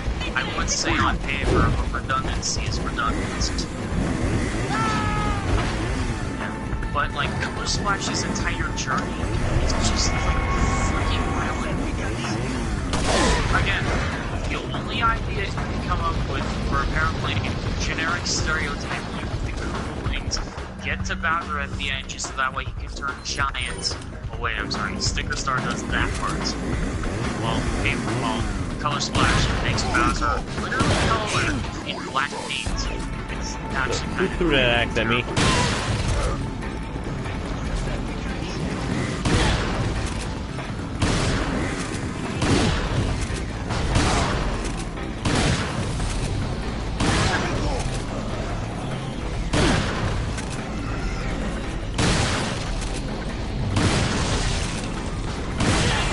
It's an okay game. I consider it a good game, but for any of the casual consumers for a Paper Mario game, it's okay at best. It's like, people really over-exaggerated how bad they think it is compared to how bad it actually is. And it's not terrible. There's the one thing that I can say I absolutely love in the game is its music. Oh god, every little beat to the soundtrack, it's just fucking phenomenal. There's a couple forgettable songs here and there, especially the final boss. Like, here's the thing, Color Splash is reverse Sticker Star now. Instead of using stickers for your fucking cards, also use the paint and that's a major inconvenience. You're not using paint to color the entire world and attack, and yes, you do run out very quickly, so it's fucking annoying. While Sticker Star, you just find a sticker and peel it off. Yeah, I'm okay. I'm just getting my butt handed to me in Mercenaries a lot. Yeah, I suppose I might as well. I mean, if I do ever get a good one, I can always upload a like a separate video, right? Except it's gonna take me a lot of practice with this one, because Mercenaries here is definitely very hard, especially when you compare it to Resident Evil 5 and 6. And then there's Mercenaries in Resident Evil 3, which was a thing. I believe there was also a Mercenaries in Code Veronica, if I'm not mistaken. But yeah, this one is the hardest of them all. But anyways, so in a bit I'm thinking, I don't know, should I save Resident Evil Remastered for Tuesday or tomorrow? I wonder. I mean, it is already tomorrow. Because I was gonna save it for Halloween. Although it is a pretty long game. I'm just gonna think about this for a moment. Well, yeah, that's true. That's true. It's gonna be... Yeah. It doesn't end as long as you're playing Resident Evil. And you know what? Or Devil May Cry. Well, that's true. So, you know, both of you guys have a good point, because I do remember whenever I start playing these games, I start playing for such a long time, it already becomes Christmas and then January. By February, I think I probably moved on to play other things after I've already finished playing all the other games.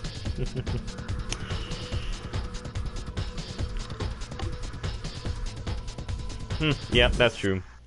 Yeah, you just have to be in a certain mood to play it.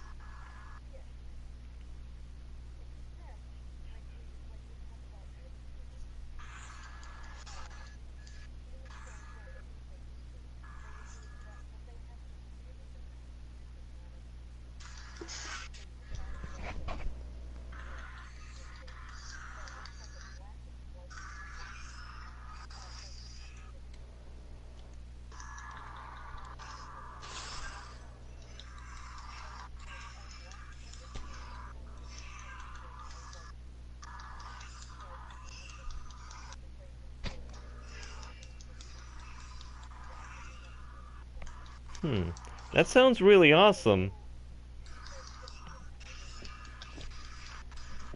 If they are, let me know.